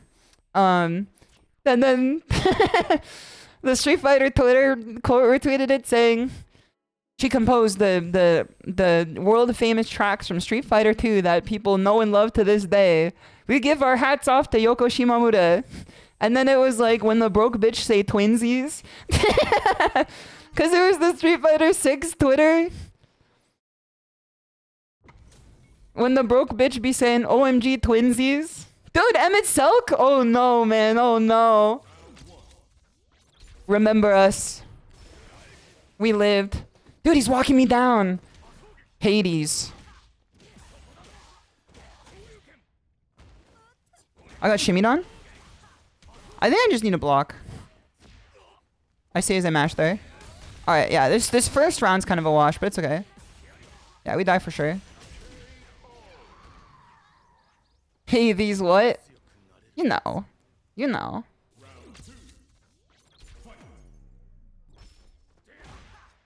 Holy. He's plus. Jump in. Get him in the corner. A little more patience from our side here. Lows. Overhead. +1. Lows again. Oh shit, I wasn't holding down back. I thought I was playing Tekken.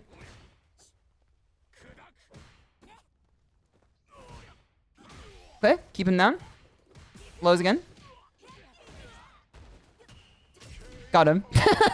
Get his ass. Get his ass. Hit him with the toes. Really? It's good to see you. I hope you're doing well. Jump. Oh shit. No, I should have gone for a jump in. That was supposed to be an empty jump in to throw.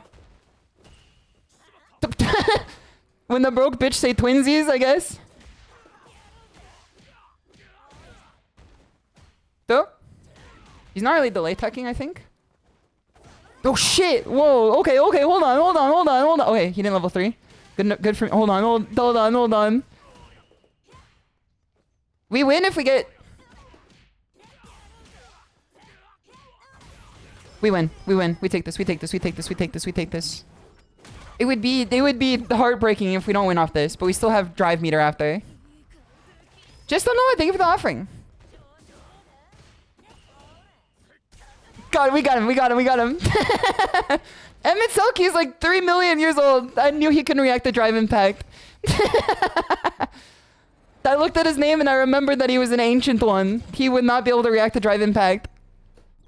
AJ Blues, it's good to see you. I hope you're doing well. With punish. Nice, perfect pair. Oh my god, hold on. I'm playing Tekken. I ducked him. Oh, okay, hold on. Let me duck again. He learned. You left the gap? Listen, I got the gospel of the throttle, man. Overhead. See if we can stuff him here. Jump in. I don't think we needed to spend here, but I wanted to do some style points anyway. You know. Level 80 final boss versus the level 100 tiger. Yeah, I've already beat Shadowbringers, brother. I've already turned you into an emote. I've turned you into an emote by now. I've remembered that you've once lived. I've seen you in your Moe arc. I know that he goes for... He doesn't particularly shimmy after the drive rush mix-up. So I think we could use this to DP. Nice, good whip punish. Good anti-air. We can't really jump at him randomly. DP.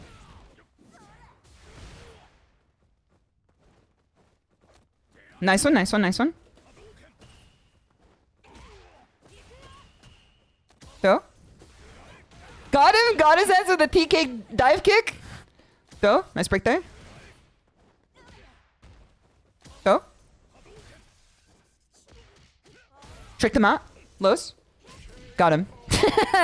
We got his ass, man. We got his ass. Send his ass back to the live stream. Send his ass back to the live stream. Say hi to all the other Asians for me while you're at it. Thank you for verbalizing things like low O, because I have to actively think about it in mid-match. It's crazy to see people naturally do that and pick up patterns. See, I'm glad that you appreciate it. It's so hard for me to do that at locals because everybody hates my ass for it. I could do it here, but I can't be doing it at the locals, man. They don't like the cut of my jib when I do it there. The jury outfit's sick. Thank you. I do like this one a lot. I didn't use it for a while because I also like her biker outfit too. I think the biker outfit's particularly good. But this one is like, it hits different. I think that like this color is the best one out of this. Because I like Jury with a black and red motif to her. The purple motif is like, it's fine. You know, it's alright. It's alright. But like the rest of it, like the black and the red, it suits her really well. That's why they made Anna Williams the way that they did. We told KK's BM to talk during matches and she went, but SHISHOU does it. I was there. And then I saw everyone be like non-verbal in the chat immediately after. Can you do me a legit favor and add like 20% of the game sound effects only? All right, hold on. Let me see what this looks like. Let me see what this looks like.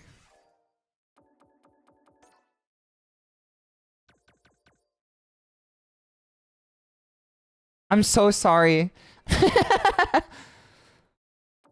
Oh, okay, hold on. Hit sound effect. All right, 2. Okay, we're gonna get a big loud hit sound. Clothing sound effect. We don't need all this. We don't need all this. Footstep sound. That's what I hear in my head all the time. Attack sound effect. Make this shit loud. Make this shit loud too.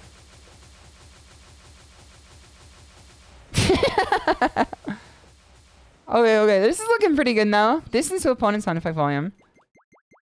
Dude, should we play with the visually impaired settings on?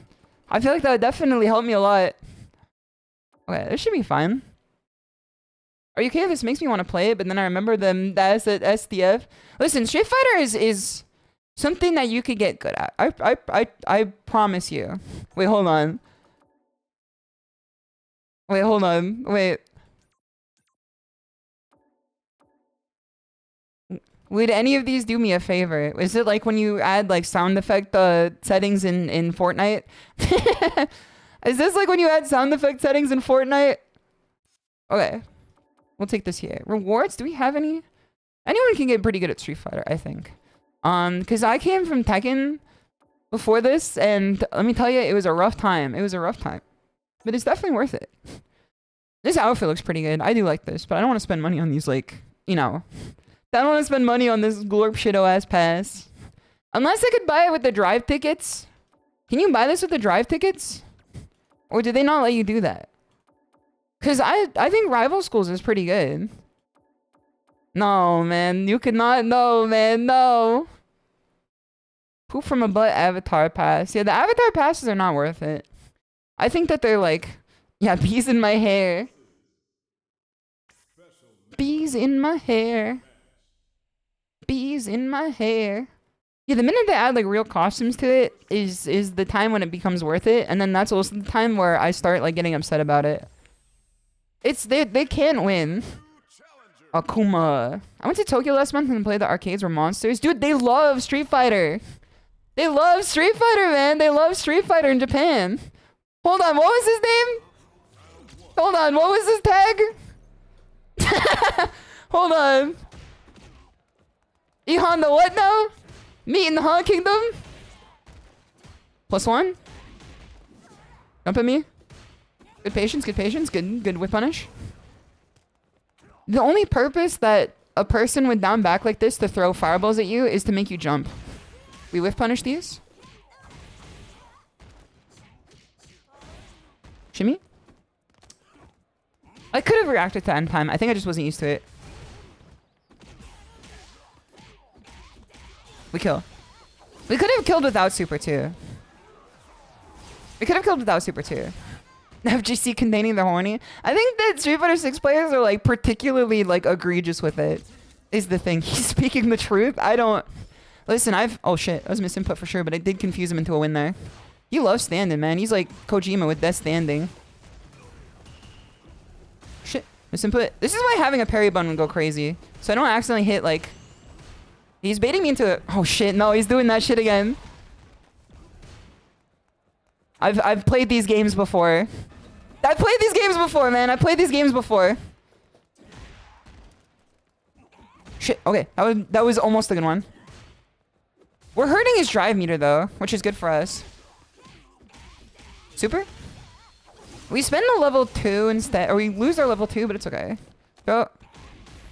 You should jump. Okay. Stay back here. We win. You see, I backed off a little bit there. The purpose of backing off there was to bait him into doing something that would like take longer, because I didn't want him to go for a raging demon at like point blank distance, and I didn't want him to get like a command grab off at point blank distance. Because I would have found that much harder to deal with. Okay, nice one. Then instead of just reacting to whatever he probably wanted to do. Oh shit, I gotta get better at reacting to that though. I'm seeing it now. I understand where it is. I just don't know how to react to it properly.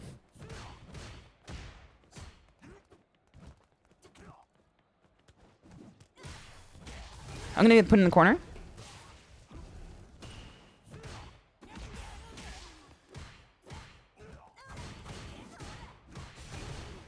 He's burnt out. There's not really a lot he can do here. Okay. So. Nice, we win! We take this. We take this for sure. We're about to get a 5-win streak here. Downloaded his ass? Yeah, we get it with the DI. I've gotten better at this for sure too. Is hitting people with the DI when they're burnt out like this. Throw. Oh, nice one. I didn't delay tech enough. Shimmy. Got his ass. He's probably tired of being thrown. Nice. Nice whiff punish there. I'm trying to like bait him into doing something here. I'm getting in his range and then I'm getting out of it. That's my point to this. I didn't realize he can go through you. Got him out. Lows. Overhead. +1. Throw. Never mind.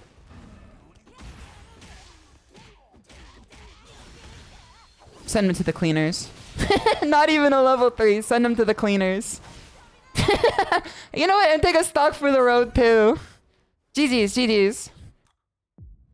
SHISHOU, I think Tekken's fully disenfranchised me. I'm gonna be the T8 refugee going to SF6. Zesker, I fully welcome you. Because you're not gonna be the first and you ain't gonna be the last. I was one of the first. I came to SF6 before the game was ruined. I came because the netcode was doggy dookie water. Also, Piero, Dion, it's good to see you. I hope you're doing well. I hope you're having a good night so far. And Rusty FC is gonna have you here too. If a game doesn't let me go Ungo and or Bunga, I can't play. I think Tekken 8 update might be good for you then. Because that is the most Unga and or Bunga that allows you. I mean, some characters let you go Unga and or Bunga in this one. I mean, you could play E Honda. That's kind of all he does. Also, Hangover, it's good to see you. Thank you so much for 54 months sub. That's crazy. I really appreciate that. That's very sweet of you. Thank you for sticking around for 54 months. I bounced off Tekken 8 day 1. I like Tekken 8 because I think Tekken is the best fighting game, in my opinion. You can hit Akuma out of teleports with most normals, but it depends on the distance and reactions. Okay, our reactions are definitely getting better, for sure. And our neutral was pretty good. And Evermore, thank you. It's good to see you. I hope you're doing well. I know there's no character like King in any game, period. That is true, because they're not going to let you wave dash at anyone with a grappler in any other game.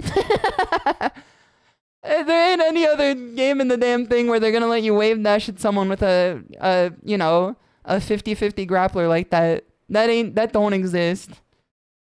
How can you subscribe for 54 months if there's only 24 months in a year? You know, we talked about the tachyon particle earlier today. Maybe you should do some Wikipedia reading like I do. Maybe you'll learn something. Also, out of order show. Emergency patch incoming. So, okay, hold on. Let's get into this here. The emergency patch. I love this Guilty Surreal. This is peak. This is one of the best in the entire soundtrack. War of the Spark is definitely one of the greatest ones that they've put out for Strive. I started to dislike the vocal themes for sure after the set amount of time, because it's just like every character having a vocal theme then made the vocal themes feel like, you know, it's just too much on one plate, you know what I'm saying? The people gua, Roar of the Spark. So they're putting out an emergency patch for Tekken 8. The first change in the emergency patch for Tekken 8 for the horrendous Season 2 is that they're giving everybody more health to make it so that you don't die in 2 combos anymore. Now that made me realize, oh no, they don't know what they're doing. It made me realize, oh no, they really don't know what they're doing with this, man. They don't know what they're doing with this. They don't got a damn clue in the world. Cause if you're unfamiliar with the concept of this, the problem with Tekken 8 right now is that it's overly oppressive with all the moves that you throw out, that you are stupid for not putting them out there, and it makes the game not fun to play or to defend. But also when you land those moves, you get like a whole chunk of damage on them. Now, their solution is instead of making the moves more interactive, they then made it so that you take more of them to die, which means there's still no interaction, and then you get to do that more times. You get to do it more times because everyone knows, you know, more of the same is good. And then also it makes pokes so much less effective because poking in Tekken is so good. Like, you can poke in Street Fighter and get some good damage in, but it's gonna, like, whittle them away. You could kill someone just off pokes in Tekken. Like, if you get 10 good pokes in on someone in Tekken, their life bar is, like, down to the wire. It's really good. It's really powerful to passively and reactively poke people. Like, you know, your Facebook millennial style. And dang, it's me. It's good to see you. I hope you're doing well. Yeah, you get to have Jack jump at you 11 times instead of 10. They also had an apology too, which did not feel, you know, particularly aware. Let me grab the Tiger Bro here too. Glorp Tiger Bro. There's a multi-million-dollar update. This is the vision. They should have just stated this is this is more aggressive, no defensive. I think if they just said the truth from the beginning, which was that they're making the game more aggressive, I think people would have been more like accepting of it at least. Like if they told us ahead of time. The problem with the Tekken update is that they said we're making the game more defensive. We heard you, and then they made it so that every move is Jinrai from Ken's arsenal. And that it hits you from half screen away and you can't sidestep it. And then you got, you know, smartest people in the world going, why don't you just power crush instead? It's so funny whenever you see a post on Twitter from Tekken community, like the Twitter community for Tekken. Not like Tekken community is in the people who play the game, but like the literal group that is known as Tekken community. And then it says like, someone in Battle Ruler is just like, you know, you could just beat it if you like power crush it, right? And then everyone's just like, thank you for your sage wisdom. Now we're just going to put ourselves into a launch punishable situation here to get out of the launch punishable situation. Awesome gameplay. Awesome gameplay. They'll say everything with the water too. Let me take a drink. Exactly. We buffed sidesteps and we buffed every move to stop this. We buffed every single move to stop you from sidestepping. It's just such a disconnect, man. It's such a disconnect. It's insane. Like I was hopeful when I saw that they released the news of this patch. If you can get Koyo to play Tekken 7 instead of Tekken 8, you did some shit, man. That's the barometer. That's the litmus test. If you got Koyo to yop off the game, the one that she like, the only game that she plays, to play the last one, the old one, that's the problem. That's a sign of a bad thing, man. That's the sign of a real bad thing. I'm gonna miss Koya though. Yeah, me too. She's been a wonderful friend, but she'll you know, she's gonna do her thing. She's gonna do her thing in life. All you gotta do is just keep supporting her. Get ready for the next battle. I did reinstall Tekken 7 too. Feels like a regular patch that they were planning on plus extra health as an emergency. That's the thing too, is that I was just like, they probably saw that this shit was much worse than we initially thought. And then they're like, hold on, they don't like it. They probably knew about many of the bugs. So that's the thing, is that a lot of times when you release an update for a game, your QA will find the bugs pretty quickly in. People are accusing them of not having like QA that knows what they're doing. I think that their QA does know what they're doing. I think it's their time scale that's really the problem. Because the common issue in video game creation, in video game development, as someone who's been a video game developer, is that QA will find bugs, but they will find bugs at a time where it is not feasible to fix it without then pissing off every single investor by delaying the game, because then you have to get everything recertified once again. So then you make the conscious effort to say, yeah, those are bugs. We gotta launch it anyway. And then you send it, and then you say, in 2 weeks we're gonna have an update. Which is a bad way to do games, but like the problem mostly rests in the shoulders of the, you know, the investors and like the shareholders, the CEOs, people like that. I wish I worked with a QA team like that. Where they actually find the bugs, or where they like let you pass without them. They need to stop reading chat slash comment. True, man, true. I don't need Michael Murray talking about fixing Kazuya ever again, man. Someone tell Onk you can't be talking like that. Someone tell Onk you can't be saying that, man. You can't be talking like that, Michael Murray. You can't be talking like that. Look at the screen, Michael. Look at it. When they find bugs, yeah. I mean, some QA kind of just like yop on and they're like, good game. And then they send it and then like it crashes when it starts, which is definitely an issue. They still need to take a hint from other giant games like Overwatch, League, Valorant that ship more consoles and ship several patches a month. Yeah, that's also the thing is that like so many live service games are willing to swing so frequently. And they're also competitively viable. Like, not even competitively viable, they're like the golden standard of competitive gaming. And they update all the time. Now, I wish we lived in an era where you didn't have to update to begin with because the game was just good on launch. But, I mean, like, every old game probably has got some shit that would have been fixed if they had the ability to, right? Like, Third Strike for sure. I know they would have updated Third Strike if it was launched in 2024. 100%. They would have, like, been fixing bugs left and right. Might not have been the same game when it came out the other side, though. No repro on my machine. Ship it. Yeah, I think it was just a rounding error. Ship it. He was quoting To Kill a Mockingbird in class. You don't get it.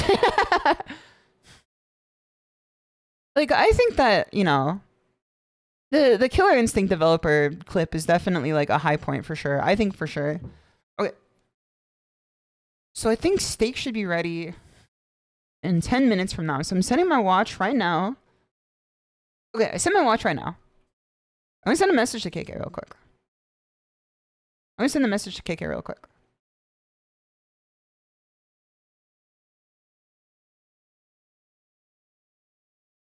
Steak, like eating steak? Yes, sir. We're having steak dinner tonight.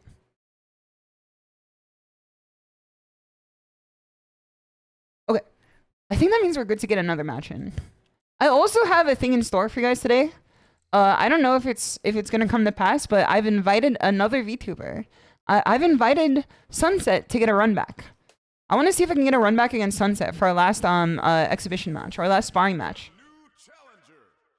Dude, steak is so good when it's like actually well made. Good evening. Good evening to you, Gosher. Good evening. Okay, let's see what the Hawaiian netcode is like.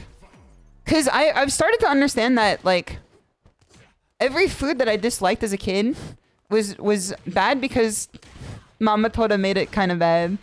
Or like Papa Toda like just bought it from the market. Oh shit, that was bad. But he doesn't punish it. This guy's good at sniping out my moves here. I've learned that Luke is pretty good at sniping moves like this. That's plus. He mashes on defense here. Okay. Shit. Nice delay.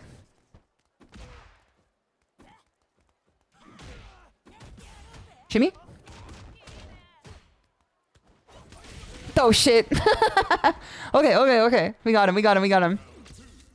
Oh, I learned K from him. It's a good character, man. I'm actually like, I kind of struggle against Luke. Even though he's so straightforward. I have a hard time, delay teching against Luke, I've learned. Because I feel like a lot of his moves like are naturally like, they naturally kind of defeat delay teching just from how they're spaced out. Which means I guess that's kind of like a knowledge check for sure. Come on. There we go. Big bucks. Okay. Cut my life into pieces. This is my last resort. Throw. Go. Shimmy. Okay. Shimmy. Oh no, I want to live. Come on. No!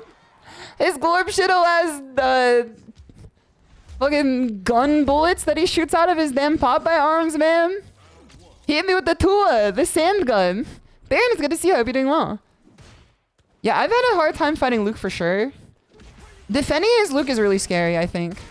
He's a character that I think I would benefit a lot from like learning his patterns as a character. I want to make a chart after this when I get my dinner. Because I think that there's characters that I'm aware of, and it comes down to a skill issue on how I fight them.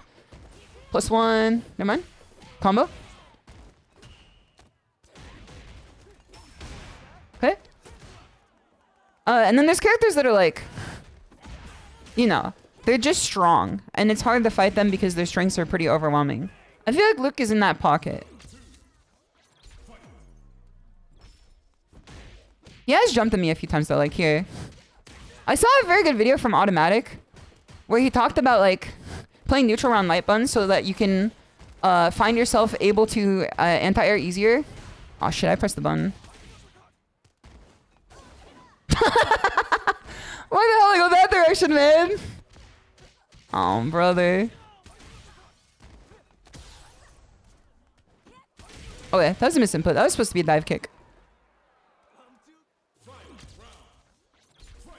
Because I got jumped over when I was doing like, oh, see?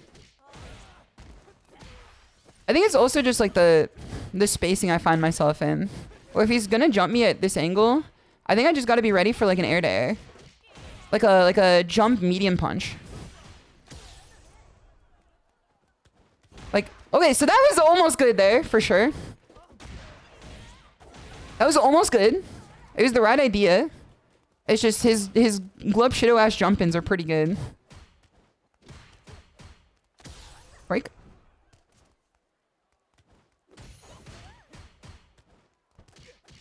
Okay. Catch him slipping. We win.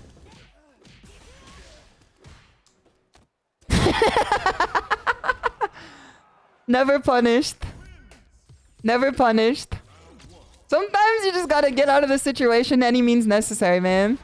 Yeah, that knee is scary, man. That knee is scary. That knee looks like it plays Brian. Shimmy?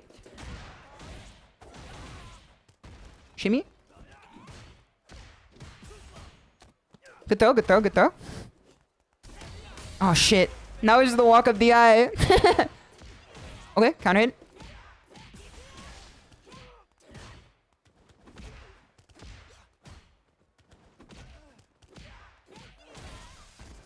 Jump. Nice. We still take this. We still take this. Never punished. Nope. Nice air there. Thank you, thank you, thank you. Nice, nice, nice.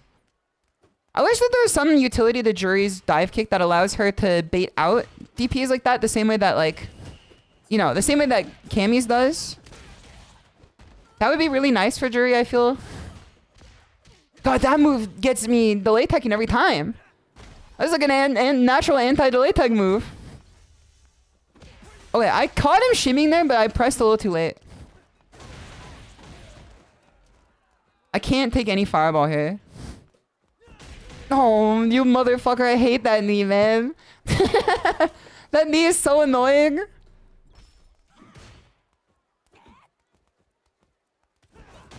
Okay, get him. I just have to play around the range of that knee, I think. Alright, delay, walk back.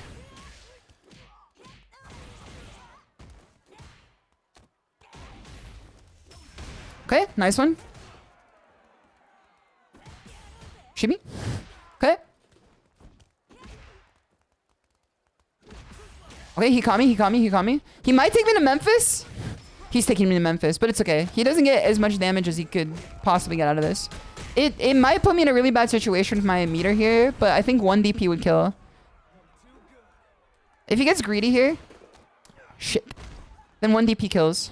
It doesn't even matter. Got him. Air to air. Knee's active for like 1 billion years. You're chilling. Does that mean it's good to whiff punish, or it's just like good? Like it's easy to whiff punish, or it's just good? That did feel pretty good though. That did feel pretty good. Let me check my DMs here. Okay, steak is not ready yet. Steak is not ready yet. The chilling was for after level 3. Yes, sir. Okay, I'm gonna watch a replay here. I want to see what we might have needed to understand about this. It recovers fast, not easy to whiff punish. Yeah, the knee is like... It is like a Tekken Season 2 button. Please wait warmly. Sounds good, sounds good. I just didn't want any misunderstandings. I'm not being impatient. I just don't want any misunderstandings. Okay, so +4 on me. How far was this?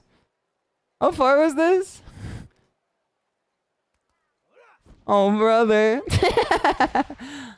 No, brother. He just walked up and hit me with it, man. That was supposed to be a drive rush, I think. On my part, at least. Okay, I'm -3 in this situation. So I know I can't jab out of this, or even throw. I kind of just waited this out. I think in here... In this type of situation back here... I believe it low crushes. What the hell? She's calling me an idiot sandwich when she goes on BRB. What the heck? I didn't do anything. Oh, so he's +1. Look at his face, man. Can you guys see Luke's face clearly? Doesn't he look like that one friend who doesn't like anything? You know, it's like the guy who's just like, I don't like this water. This tastes bad. And then the guy's like, it's water. You know what I mean? I wish we could zoom in. Hold on. I could zoom in for you.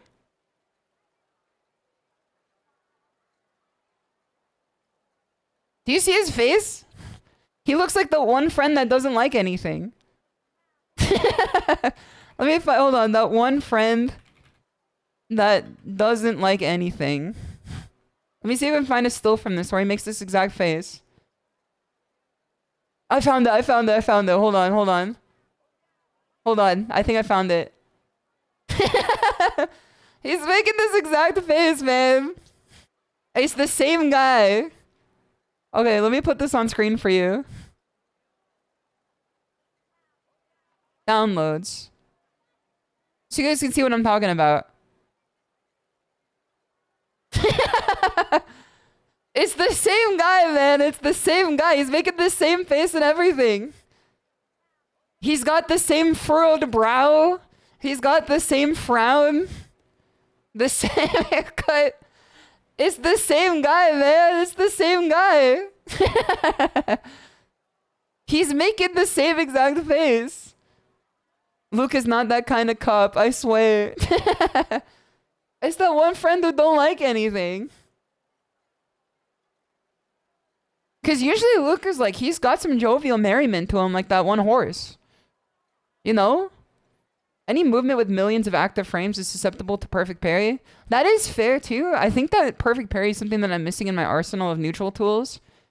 But to be honest with you, like a reason behind it is that I don't want to press 2 buttons to do it in neutral instead of when I could just press up 1. Don't bring up jovial merriment. Okay, fucking Scion fan. Maybe when your horse gets a little bit better, we can talk.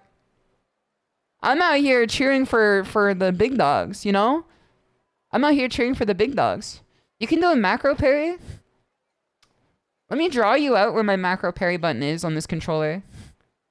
I know I could do a macro parry, but I need to elucidate you on exactly where it lands on my controller. It ain't easy to press. It ain't easy to press this at all. This is why I need a controller with extra buttons. So that I can put the macro on a button that's like actually reachable. So here's the stick. Here's the stick. And then I have a rounded layout. I think it's a Vulix or a Noir, whichever one's the rounded one. There's 1, 2, 3, 4, 5, 6, 7, 8. So this is my DI button. These are like my punch and kick rows. And then this is the only place I could justify putting a parry macro on this controller. Now, my hand is like thumb, index finger, middle finger, and then like last finger. So this is my hand.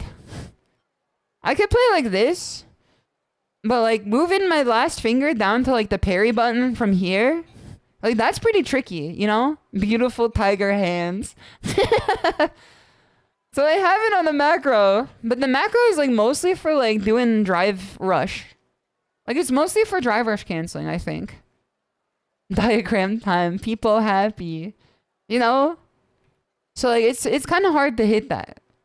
But what would be nice is if I had a button here where I could then take this parry macro and then put it here. Because then I could move my thumb down here to parry like at any moment. Hand stream. This is why I don't do hand cams, man. This is why I don't do hand cams. Everybody's like judging my hands. Arcades do that too? Would they have the parry button here or would they have an extra button? Cause this is how I do it, and it's not nice to have it over here. It don't feel good. It doesn't feel practical to parry something with my pinky on the bottom row. But when I've played a controller that one of my friends used, where it had a button down here for parry, my parry rate went from like 20% to 80%, like instantly. Like my perfect parry rate, not my regular parry rate, but my perfect parry rate. Your hands, they look fine. In 2025 reveal, the Shimada only got 4 fingers. Everybody be judging my gameplay, yet I had 4 fingers this whole time. Dude, everybody's gonna owe me the SHISHOU apology form after that. Everybody gotta be signing the SHISHOU apology form. We're gonna add another divot to it that's like, I didn't know that she had 4 fingers. Better than AIR hands? Yeah, because there's soul behind this, man. Even like the twisted finger down here. This is what happens when you accidentally close a door on your fingers right here. This shit gets twisted up. I'm free from the perfume department known as ads. Yeah, Twitch just be putting people in some long ads. I did set it to like the amount where people don't get startup ads. You know, there's one way to get out of ads too. You don't have to do that. You can enjoy the stream for free. It'll be around. Youch! Youch! I slammed my finger in the car door. She slammed her finger in the car door. You know what I'm talking about? I slammed my ear in the car door. Looking. Alright, hold on. Looking. Your steak SHISHOU. Looking. Okay. I'm leaving. Let me go get my food real quick. I'm gonna grab the steak. I'm gonna put you guys on BRB for a second. I have a tier list that I'm gonna make as soon as I grab it and bring it back to my room. Okay, quick BRB.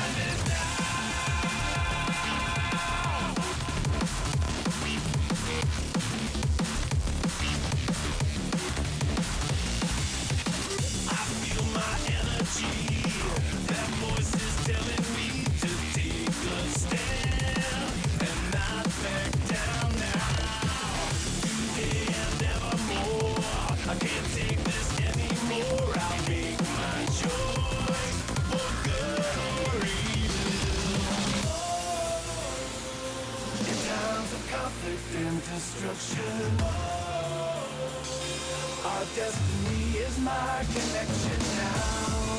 A feeling in my soul. It's beyond the reach of most mere mortals.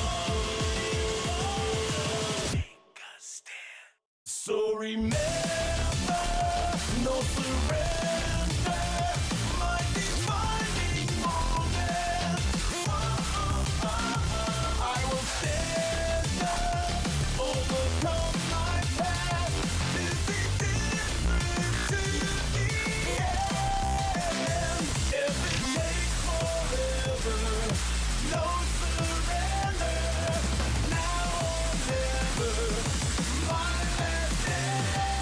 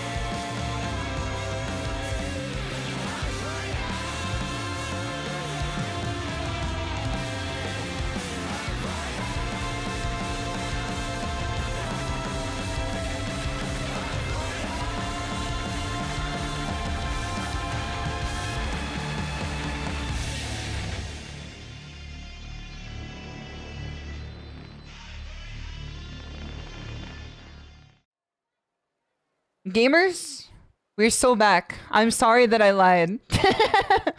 I took my food and then I sat at the kotatsu and I said, yummy food. And then I started eating it like immediately. And then I sculpted down the entire steak and potatoes dinner.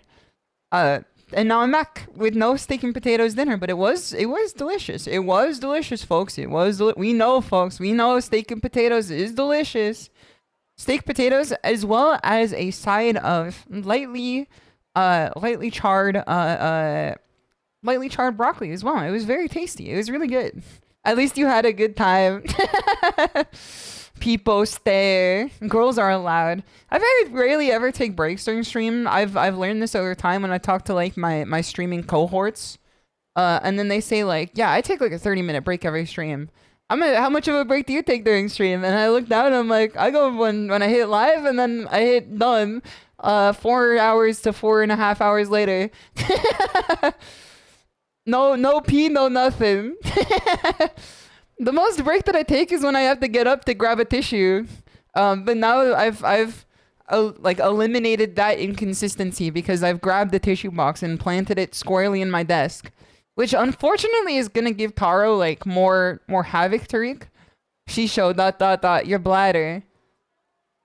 If you could KK says that I don't drink enough water, so if you could trust her on this, that might be the cause. I think I drink like enough water. There are definitely times I think I could drink like a little bit more. I forgot about friend who doesn't like anything. I forgot about Lucas, the friend who doesn't like anything. I forgot that he was making this face. I feel like I drink like enough water.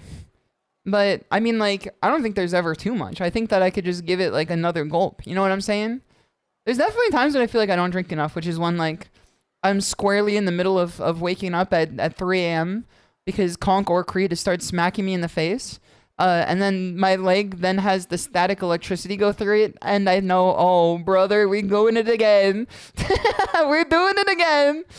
And then like one of my muscles in my calves then just clenched down with a white knuckle grip. And I feel like I need to amputate it. It's the classic. It's when you don't drink enough water right before bed. That's what I tell people. You better drink like a lot of water before bed. That's how you get the 50-50 of you either get a leg cramp or you get like, you know, pee bed. Okay, let's make the screen back to normal here. I have invited Sunset to play at 9:30. 9:30. And it is currently 9:30, so I do not know if she's gonna come through on this or not. Because she said she might, and it was like a super last minute invite that I sent her. Because Sunset very kindly invited me to play with her this weekend. And then I did a whole bunch of shit like over the weekend. Like I went on my mountain hike, I streamed Dirt 2. I went on my local on Friday. Like it was busy time for sure in the dojo. Let me make this smaller again. So then I didn't get enough time to play with her. But I think that the more that I watch sports anime, the more that I know that I need a fighting game rival. You know what I mean? Because this is what came to me during Uma Musume. But after like Uma Musume finished, I watched like almost all of the anime, I should say. And I had to go on to Haikyuu. That's when it hit like double as much because Haikyuu got some fucking character interactions for sure. Do you? Do you really? Yeah, everyone needs a rival, man. That's how you get past like the glass ceiling or whatever. Whenever I get a leg cramp, I curl into a ball in pain until it passes. Have you ever gotten that, but like for your jaw? And I'm not talking like my type of TMJ. I'm talking about like legitimately it feels like your jaw gets unhinged. Have you ever had that? I've had that like several times. Where you yawn a little too much.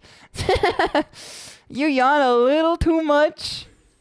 And then you gotta, you know, deal with the consequences immediately after. No? Oh, no, man. No. Same? Hell no? Okay, well, I'm glad at least someone else has had this human experience. Mikura, it's good to see you. I hope you're doing well. Alright, I want to play another ranked and see if Sunset comes through. No, man, no. I'm gonna make a tier list after this, and it's not gonna be the tier list you guys think it is. Not gonna be the tier list you guys think it is. But Mikura, I hope you're having a good night so far. Rivals come, you can't make them happen. They come naturally. Shimada tier list, bugging myself. It's more like a tier list specific to myself. Someone of my friends is playing Tekken 8. God rest his soul. God rest his soul, man. Is it a motion input tier list? No, it's a character tier list. There's no way you could disagree with it because it's like literally like localized to my thoughts. You know, you can't disagree with the tier list like that doesn't apply to you. Because I got asked a few times like what characters I feel like knowledge check me the most, and I wanted to make like a definitive list of characters that I think I like particularly struggle with. Alright, she wants to defend against me. I want to attack her, so I think that like hold on, +1 throw. What happened with the damn frame rate, man? This person's got a toaster. This person running on a damn toaster, man. Throw. This person running on a damn toaster. Am I gonna lose just because this motherfucker ran this shit on an easy bake oven? Fuck. I'm not rematching you. You need to get a better setup. Crossplay? I wish it told you it was crossplay. That's the greatest thing with Tekken 8, is the fact that it tells you all the motherfuckers playing on a PS5. She's playing on the PS4 version of the game. Letting the fan go wild. +1.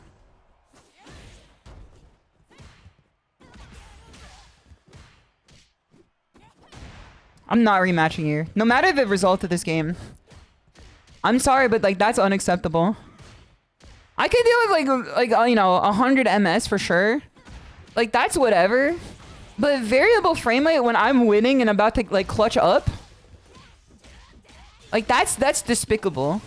I don't even care if it ain't your fault, man. Over. Nice. Queen Bee is on, yes sir. Do you guys see that the director of the Chainsaw Man anime made a Roblox map? It's so good, dude. He's like, I think Roblox is the future of gaming, but it's not popular in Japan, so I'm trying to fix that. Oh shit. Fuck. Go. Jump. Jump. Very churlish of me to go for like a jab after all that. Jump. Okay, I'm tossing it out there, man. I'm tossing it out there. We're gonna see what happens here. Very messy ending to this, and I hope to God that she does not jump. Got her. I'm not rematching you. I'm sorry to do this. Oh, it does tell you if it's crossplay. Okay, that's cool. I'm sorry to say I can't rematch you, man. I'm one and doneing. It ain't anything personal. It's that your PS5 is like, it's shooting out hot air and you're inhaling it. I'm sorry to tell you. See them on the Switch too, buddy.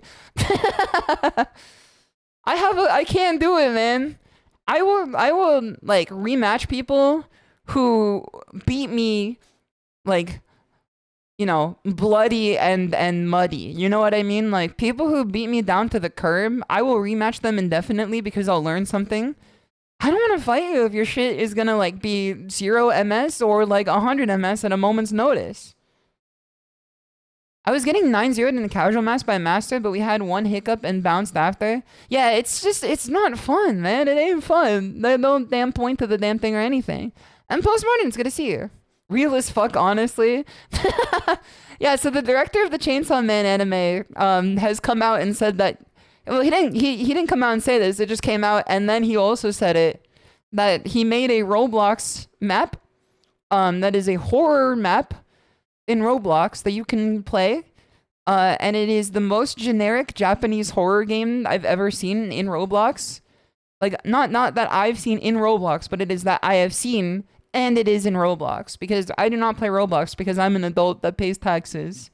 No disrespect. Taos, it's good to see you. Everything well. I am winning. I've been doing pretty well today so far.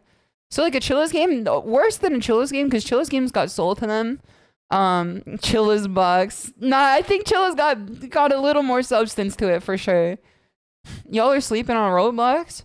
Listen, I took the damn melatonin. I ain't waking up from it, man. If I'm sleeping on Roblox, I'm keeping the eye mask on. I'm hitting snooze on the alarm, man, if I'm sleeping on Roblox. I am not getting up. Put some respect on that shit. Yeah, Chilla's got gumption, man. He got gumption. He got a je ne sais quoi. It's just like one or two guys making, you know, more or less the same game a bunch of times, but I buy it every time.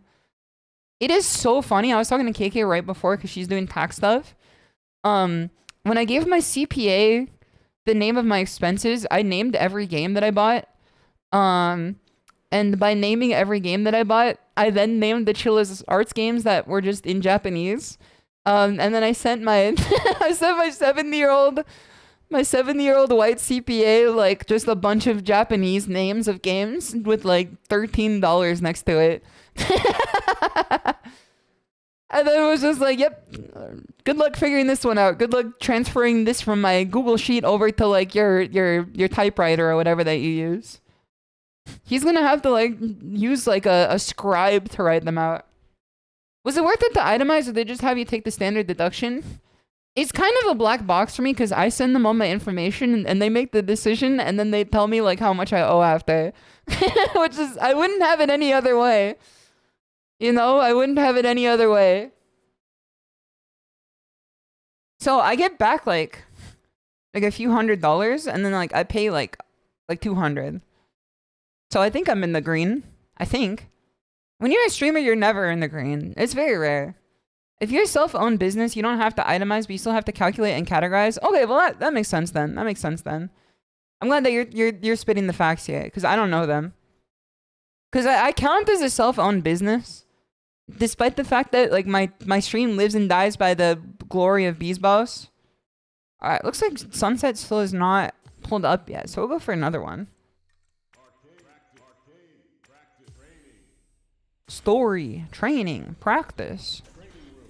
The hell no, they took practice legs. M. Bison. Dude, he's got doorknob behind him. Have you guys been watching the horse races? On Twitter? Have you been watching the Twitter horse races? This is the best Twitter's been in years. Looks like the sun, rise has not, fuck, man. Alright, let's get in here. Wi-Fi? No, thank you. SHISHOU, I'm reminding you that you can get into training mode now from the first menu by hitting X. I appreciate that, but I'm not backing out of the current menu to go into the first menu, then hitting X after, like, leaving the menu. It was, like, faster by the one that I was doing at that exact moment. Your button presses, SHISHOU. Your button presses. Remember your button presses. Clearly you're a Jovial Merriment supporter since you share the color scheme, right? I am a Jovial Merriment enjoyer. Is this the same person? Anyone know? I assume that every Manon player is the same. Okay, nice one. Good throw. I'm gonna walk in and then try to stuff. Never mind, she's gonna go for gold. She's going for gold. She became invincible for 2 seconds. I'm gonna walk in, stuff. Okay. I'm stuff. Oh, brother. Okay, okay. It's not a different name? Okay, okay. They on crossplay too? Oh, brother. I feel like Manon's a character too that kind of scares me just because like her limbs be fucking long. I have a hard time dealing with her neutral sometimes. Cause like her limbs be long and she pushes you really far away. Which means that I can't just take my turn back instantly. Back throw. Nice throw, nice throw. Jump. I don't care, I'm jumping. I don't care, I'm holding up. I don't care, I'm holding up. I don't give a toot, I'm holding up. I don't care, I'm holding up. I'm hopping, man. I'm hopping. Okay. I think we kill off this. I should have gone for the stock combo. Yeah, we kill off this for sure. I don't give a hoot, man. I don't give a toot. I don't give a hoot. I'm holding up. There's nothing up there, buddy. Yeah, but there's shit down here. That's the point. There's command grab down here, man. There's command grab down here. Jerry, it's a sauna in here. I don't give a toot, man. I'm holding up. Become ungovernable. Become unmixable. I'm holding up. I don't give a damn toot or nothing, man. Keep your ass in the corner. Shit, I was misinput. I don't give a toot. Oh, this might hurt. this might hurt. Does this scale with her levels?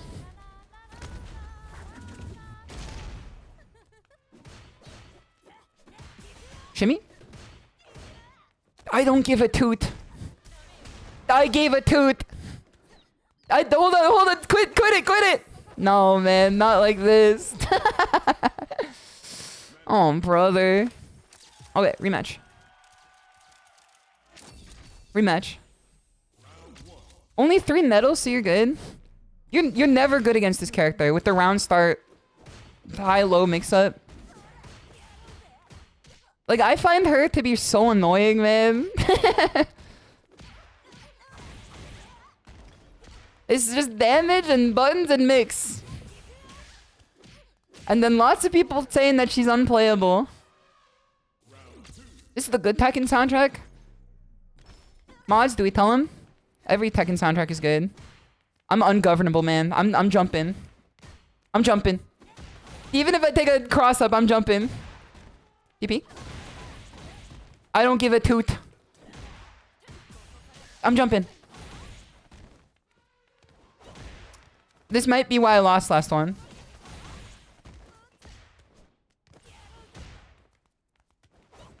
I am playing like an ape right now. I am playing very bad right now. I'm over-tooting. I have to under-toot. I have to start under-tooting. Which someone at the concert definitely did.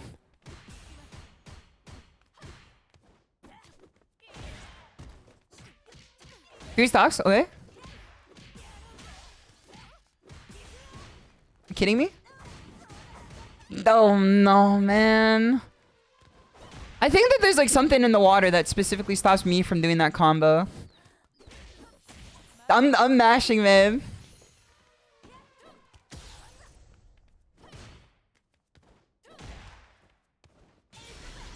Entire. I'm the picture of Kim Kisaragi from from Disco Elysium with the nat like 20 going, God please. I'm pointing the gun up in the air and I'm going, God please. Jumping in April, man. I struggle against this character pretty difficultly. It's just her limbs be going so long. Alright, nice tech throw. Or nice delay tech. It's a struggle to not put yourself in the corner, staying out of her range, but I think the tech then is to like stay in her range and then hit her with like one of these. Hold on. Like one of these, you know?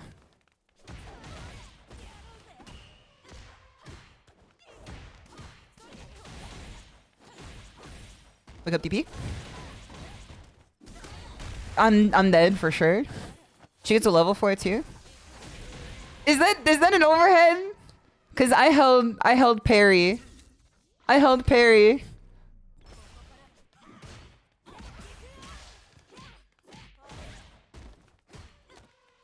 What? It feels like she's getting every option right here when it comes to like my delay tech or like my buttons.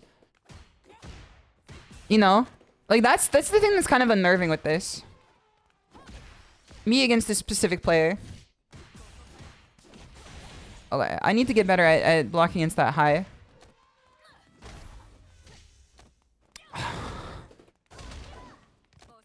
I hate Manon, man.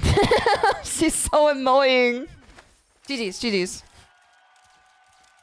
She's more pike than woman. Alright, let's get out of here. Manon's so annoying, man. A lot of people end up struggling with that string for some reason. It's a specific timing. I think that it's got like, you know, I think that they're like specifically putting poison in my controller to stop me from doing it. Manon has a fair bit of recovery in all her neutral moves. So you can whiff punish her hard. Okay, I just gotta like become a mentat or whatever and then get like, you know, the super juice in my brain that allows me to whiff punish everything I see. That might be the problem here. is that I don't have the superhuman ability to whiff punish. Okay, let me open up a tier list. SF6 tier list. SF6 tier list maker. And this is not the tier list that you think it might be. Does this have every character? Yes, sir. This better not show my damn Google account when I open it. Okay. Into the Mind of Shimada. So this is going to be a tier list. Not about character strengths, but about my character familiarity. Because I've been asked a few times, like, what characters I, like, struggle with specifically. And, like, what I need to look out to learn them. Because I had a very humiliating match back at the tournament where I lost to a Lily player who was playing in a way that was just... I felt like I could do nothing. And when you get into situations where you feel like you can't do anything, it makes the game just feel hopeless. So instead of doing SABC, I'm going to be doing a whole tier list of just my specific knowledge of these characters. I know that's right. I know that's right. So this is the category where I put characters in which I'm aware of how to fight them, and I'm not scared of any knowledge checks that may come from it. Now this is... I'm aware, but still scared. So these are matchups in which I'm aware of what the character can do, but their abilities still scare me because I know that there's either a lopsided reward in their favor, or I think that, like, even knowing what they can do, it is still tricky to get around. Lily suffers from no one remembers how to fire because no one plays her. That's the thing too, is that, like, it feels like there's no reason to play her because she's a badly designed character in, like, so many ways. Like, I hate her design. I hate her moveset. I hate, like, everything about her. I hate the way that she walks. I hate the way that she talks. I hate the way that she says, Kazeo, mai. You know what I'm saying? Clueless aware type tier list. Exactly. We're opening our third eye. Gerber baby character. Bad characters become stronger when no one plays them. That's so true, man. That's why everyone hates low tiers. And then the low tier players are just like, boo-hoo, my low tier. Whenever someone, like, labs, I can't play. And shit is disgusting. It disgusts me. You know what I'm saying? Okay. So I'm aware but still scared. This third one is gonna be... I know this third one's gonna be something's fishy. Something's fishy. Something's fishy. So this is the category where, like, there's something I just don't know. I know for the most part, but something's fishy, man. Something's fishy. There's something going on here that I'm not quite sure of, and I need to get to the bottom of it. The third one here is, like, black box. I'm aware of their functions, but, like, they're doing shit that I don't know how they can get to the result of. Hold on. What's a good way to put this? Because the last one here is, like, I don't know. The last one here is I don't know. These are characters that are doing shit that I just got no clue, man. I got no answer for you. I don't know. I don't know, that's true. Shisha says this knowing she got a tiger bro who's a Lily main SMH. That's how you know I respect you, because I don't pull my punches. If I pulled my punches, I would be disrespecting you. Okay, so let's start here. Ryu. I know that's right. This guy do like 3 things. He does them well, but he do 3 things. I'm never scared in the Ryu matchup because I know what he does, and I'm aware of it very well. It's just a matter of outplaying the Ryu player, because he got some damage on him for sure. I don't know is my favorite tier. Please always be real like this. I'm telling you, man. I'm telling you. I'm the realest motherfucker out there. Kangaroo? No, he does play like an insane person, like vis-a-vis the outback of Australia for sure. Luke, something's fishy. We saw earlier in the last match. I was unaware of that knee move that he's got. Something's fishy about this character. He's otherwise very normal. Like, he's very straightforward, but I think that, like, if I just tune my knowledge about him, like, 1 or 2 moves more, my ability to fight him is gonna be, like, it's gonna increase tenfold for sure. Chun-Li, black box. This bitch be doing too much. It's not in the I don't know tier because I'm aware of her moves for the most part. but I didn't know her sweep was only -8 and hits you from a mile away. Her overhead jump is really annoying. The fact that she can walk behind her fireball that's a mid fireball, not like a low fireball, that is scary too. There's a lot of stuff about this character that, like, I think when I fight a Chun-Li player, I kind of just wing it. Jamie? I don't know. I don't know, man. I don't know. When it comes to Jamie, I'm like, I don't know what he gains from each drunkenness level outside of disorderly conduct. Like, I feel like every time I fight Jamie, again, it's like I either win by gumption or accidental owning this, you know? It's -7, man. No, man, no. SFR, it's good to see you. I've been doing well. Okay. Guile, I know that's right. Actually, Guile's like, I'm aware but still scared. I'm very aware of what Guile can do, but he puts more fear in me as a jury player than most other characters on this list because the jury Guile matchup is really annoying. His fireballs make it so that he can just put them out on screen so quickly to make it so that making a fireball like truce by putting yours out on the ground that like does not interact with his makes it very difficult because he could just put like 2 out in that meantime.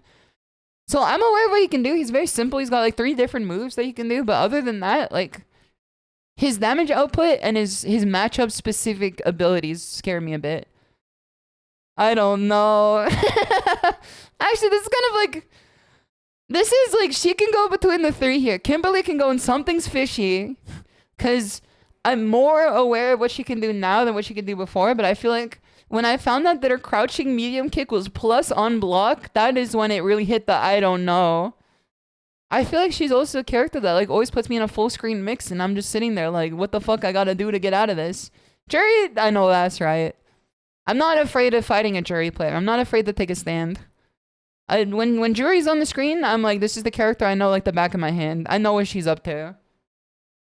We might not want to put her in the second box. Listen, I was considering what would happen. I think people have the nuance to understand that causation does not equal calculation or whatever. Dalsum? I don't know, man. I don't know. Whenever I see a chart of Dalsum's limbs, I sit there going like, I don't know. Because I've seen like his danger zones and stuff, and I have no clue like particularly what he does outside of his teleports and like his egregious super setups. But I also don't think that most Dalsum players know what he does. Honda? I know that's right. Honda. When Honda comes to the cookout, I'm not afraid of what he's putting on the platter. I think that he's annoying for sure, but you can deal with him. You can deal with him. Here's some cheeks. It's Willem Dafoe looking up. It's just Willem Dafoe looking up. I know that's right. Ken, I'm very aware of what Ken can do. I think Ken's a character that like I've fought so many times that I'm now uniquely aware of like what his abilities are. But it's still scary because like all he has to do is get in. As soon as Ken gets in on you once, he can put you in so many different mix-up scenarios that are just like extremely oppressive that you just have to stop him from even getting in the first place. Jerry can react to bus slam with jump, medium kick, DP, or even air throw. Jump, medium kick, DP, or even air throw. I feel like almost every like thing in the air is reactable, but you have to be able to react to it. You know what I mean? I hate Ken. That is all so true. So true. Okay. Ken is a character that I'm aware of like everything he does, but like expecting me to play my best against it is very scary. Also, Joe, thank you for the offering, like, as I went on BRB earlier. I really appreciate it. If you're still here, I appreciate it. Oh, no, you are still here. You are still here. Really? Yeah. So for Guile, let me turn this music down. It's a bit too loud for my taste.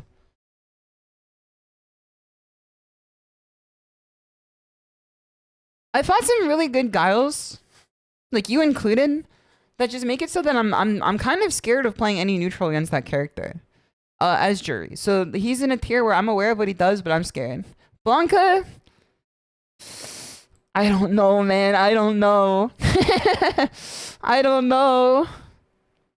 I don't know. I think Blanca's a black box, actually, because I do know. For the most part. I do know. I know at the start of what he does, and I know the end of what he does. But how he gets there is, like, sort of a black box for me. I can't explain it to you. I kind of just play by feel.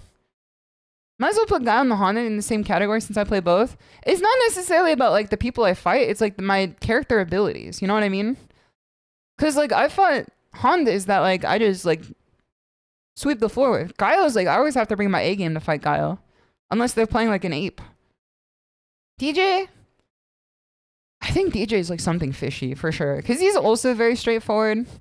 I think DJ is a character that like he mixes you up for sure, but like I'm pretty aware of what he can do. But the unique like the frame data on his moves, like I'm not always exactly sure what is safe and what is unsafe. I know what he can do in the grand scheme of things, but there's something fishy with his ability to space stuff out, and his ability to like get out of situations. Jury crouch medium punch beats a lot of Blanca stuff. DJ is also hard for Jury. Yeah, I've always felt like these characters that can throw out good fireballs on the screen are pretty difficult. Manon, I'm aware, but I'm scared, brother. I'm scared. Oh, you could put almost any grappler in the I'm aware tier, but I'm scared. I got no jump and I must scream. It is very scary. I hate DJs with a passion. The fact that they can just dance it out. It is scary, man. It is scary. The fact that they can space it out. It is the spacing out of Guile's or of DJ's moves is something that I can't really wrap my brain around. Marisa is definitely also an I'm aware but still scared. This character used to be in the black box category. But after some labbing, I've understood that like what her weaknesses are. And she puts herself into the I'm aware but still scared. Because Marisa is a character that I feel like is pretty weak to Jury. But all she has to do is get in once. And then she's like kind of just stuck to you like glue. And then it gets very scary from there. Like if she hits you once, then you're kind of fucked. Now, the thing is that it's difficult for her to hit a good Jury, but you have to get to the point where you can get there. You know what I mean? DJ? Or not DJ, JP, another 2-letter character. I am more aware of what he can do now, but I think he's also still a black box. Because I'm aware of, like, his moves. Just the application of them is what scares me. Because I know many of the things that he can do, I just don't know their particular properties. Like, I don't know the fact that, like, when he can teleport, when he can spike. I don't know, like, what the difference between some of his projectiles are. I don't know, like, his normals. Like, he's kind of a black box character where I understand his function, but the way to get around them is still a mystery to me. Dre has to rush down JP hard. I know that's true. Whenever I fight Sunset, it is definitely, like, I have to get in before I can even start doing anything.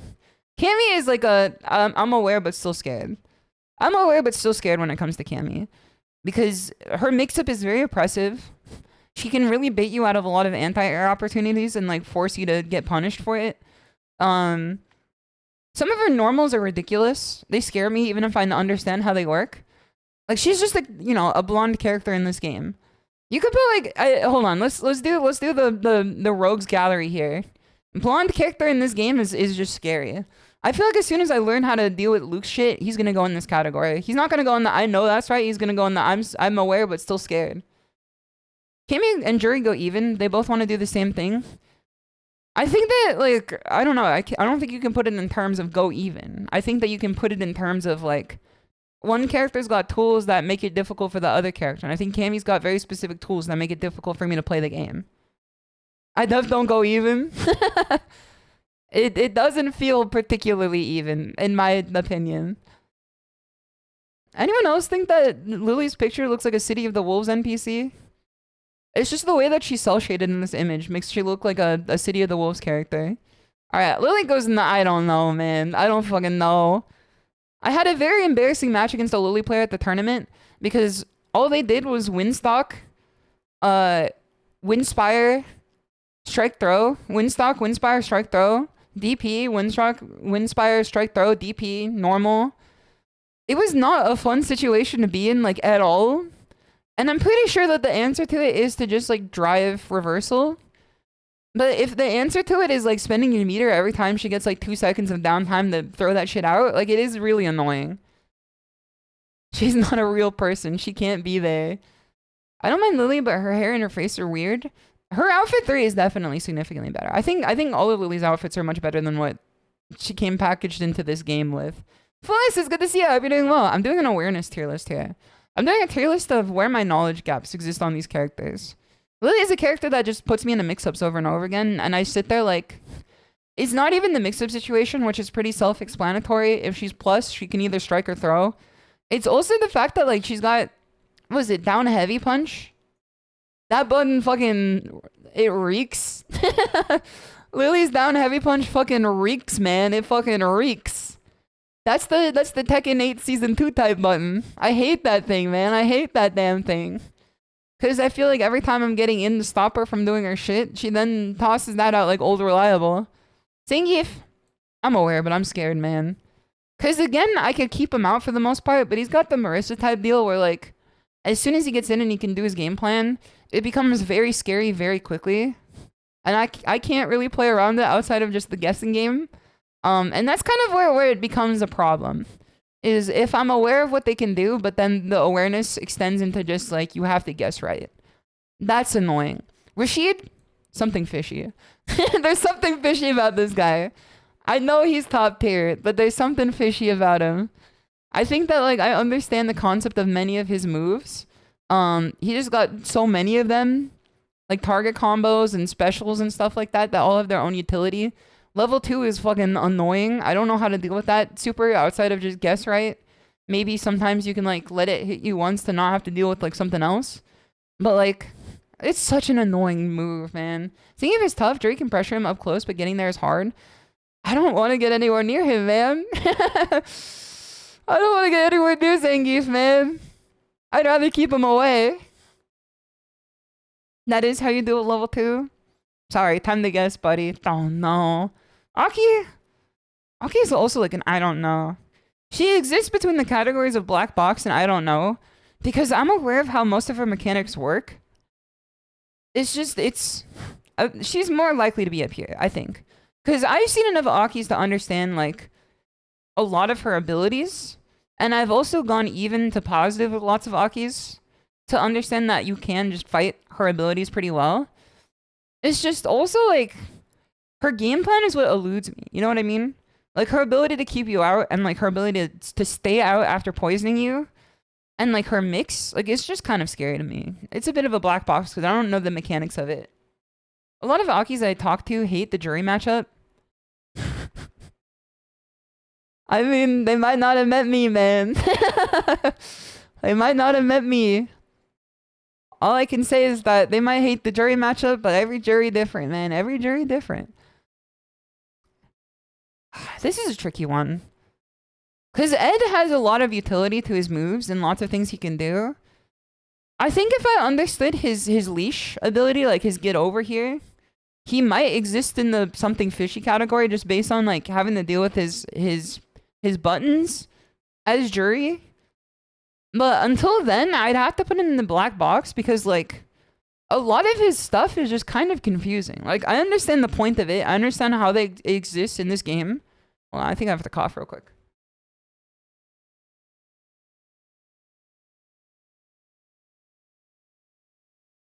Okay, I'm back. Leash is crazy. I mean, what else is it, man? What else is it? It's the same as Biken's leash. It's just annoying. His buttons are tough to get past. Also, don't let him do the charge up punch. It's free DI. Okay, so if I see it, I'll probably try to DI more, but can't he cancel out of it? He is the body snatcher for sure. Easily, 100%. Can't Ed cancel out of his charge punch? He can. Am I just gonna toss DI out there in the world? Okay. Akuma. Kirida. I think... For a while, I think something would have been fishy with him. However, I think that he now exists in the I'm aware but still scared category. Because... I don't know, it's just his fireballs are really annoying to deal with. You know, I feel like I'm kind of more comfortable putting him in the I know that's right. Because now I'm kind of more aware of how his game plan works. The things that he likes to do are pretty manageable in my mind. It's just getting in on an Akuma that throws lots of fireballs is super annoying. But like when he gets into the air, I can definitely anti-air him. When he wants to do a command grab, I can just stop him out of it when he teleports. Like I'm aware of what he does. I feel more comfortable putting him up here. Because I feel like when I fight Akuma, it may be tricky to deal with good Akumas, but I feel like I'm never at the mercy of like overwhelmingly like strong presence. You know what I mean? The same way that I am with like some of these characters. Like I never feel like I'm at the mercy of like an insane guessing game. I don't know how plus Akuma is. He'd be plus sometimes for sure, but that's why I'd be pressing. Bison, he's in the black box category. He's almost on his way to something fishy. But I consider Bison in the black box category until I'm understanding how like his target combos and stuff work. Until I understand how to get out of his overhead, his lows. His bomb for sure. His bomb puts him in here for sure. Terry? I know that's right. I know that's right. I think Terry's I know that's right. Like he's kind of Unga Bunga, but like when I understood like some of the intricacies of how his moves work, I then realized that he's not as scary as I initially thought he was. And like when he gets in, of course he's a little bit scary, but like a lot of the pressure I've been hit with is just fake. So the more times I've learned it, the more I know that that's just right. You know what I mean? That's right. I know that's right. He does have great corner carry though. That is true. Oh, brother. I could never put mine. I know that's right until OD fan gets nerfed, man. She's in the I'm aware but still scared. She's not going into the I know that's right until anything happens to OD fan.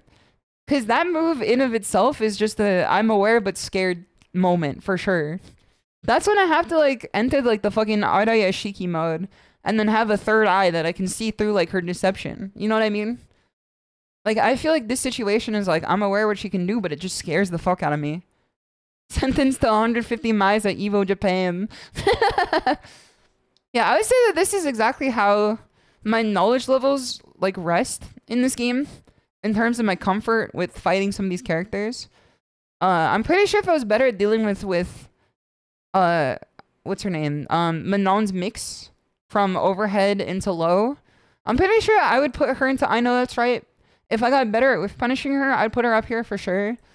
Ken is like almost here. He's like almost in I know that's right, but Jinrai is so annoying. I think Luke is almost to I'm aware but still scared for sure. If I just lab for 20 minutes on Lily, I don't think I would have any issue with her. Comparatively to what I was having before. I don't feel like she's so complicated as a character and what she's doing to me that like I need more than 20 minutes to figure it out.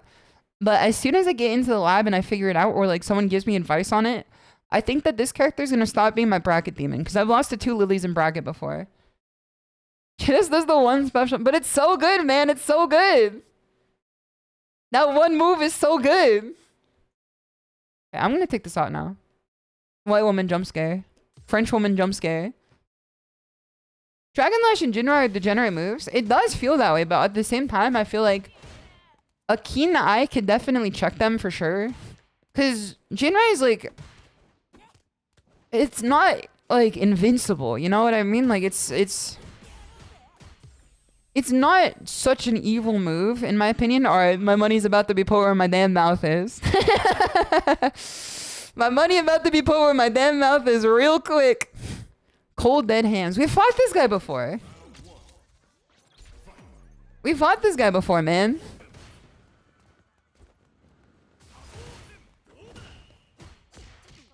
This is exactly the guy we fought previously. I think we beat him. He's on a 7-win streak now. Okay, I tried jumping there. Nice throw. Throw this hit on my beloved Ken. Listen, it's earned, man. It's earned. I was like laughing when I saw this one Ken player on Twitter. Again, I know this is like an evil start of a sentence for sure. Back throw. Nice break there. I thought I'd be far enough to get him. But she was complaining about Mai, and it was because she couldn't get a meterless DP out of a fucking out of an EX fireball against Mai like full screen away.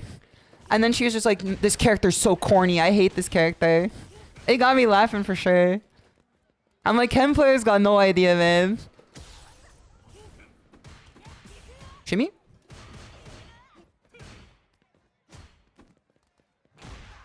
This is scary. No, man, no. Okay, okay, okay. Shani, it's good to see you. Thank you for the water, too. I'll take a drink in a minute. That was a misinput for sure. Nice shimmy there off the Dragon Lash for sure. Jump.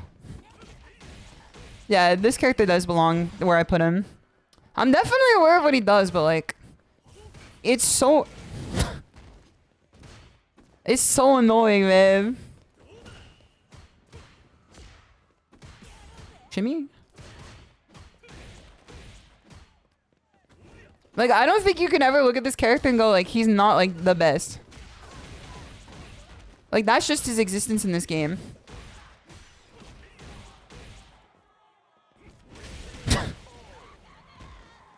You know what? Whatever. Whatever. Is he actually top? Yes, sir, man. He's like top 1. He's like top 3 for sure. This character is like... He is the character, man. He is the character. Also, sequel, thank you so much for the follow. Much appreciated. This is the character that just be doing all the shit that he wants to do. It's a +1 situation where you get put into a strike throw. Delay tech. Delay tech. Sweep. He's got that extremely confirmable standing medium kick that goes into combo. From neutral distance away. Oh shit, I shouldn't be doing that. I keep thinking he's gonna press on that. He also has unique punishes to Jury for sure. Just based on like the properties of a lot of his moves. Ah, GG. That was a good one. The weakest Shoto. He's a fucking complainer character, man. That wall combo is clean. The one he did?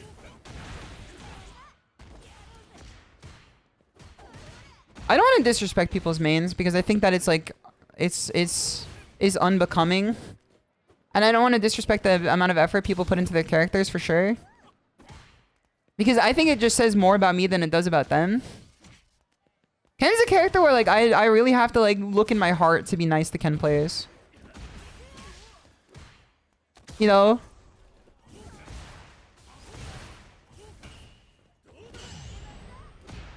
Okay, perfect parry. Shit.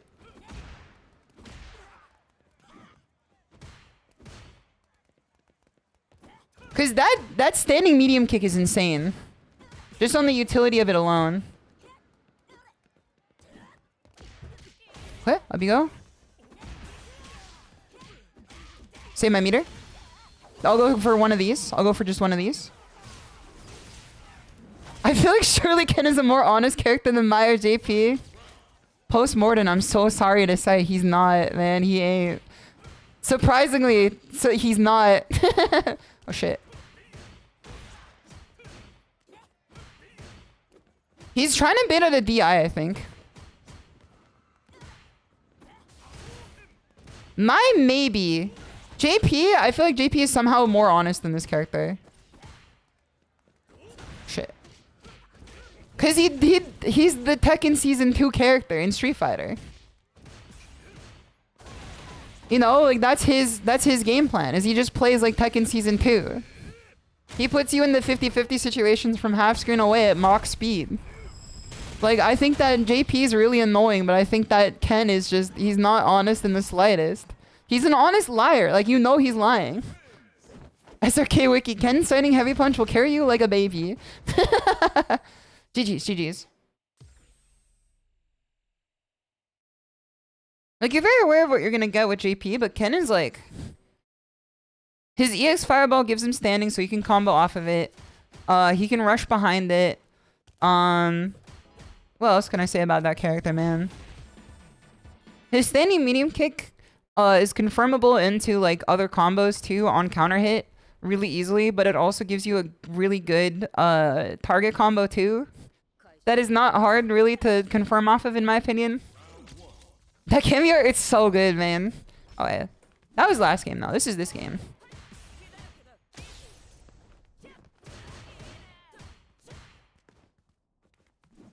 He's got a lot of unique strengths that make him very tricky to deal with. Like this bitch too. I'm not gonna hold you on this one.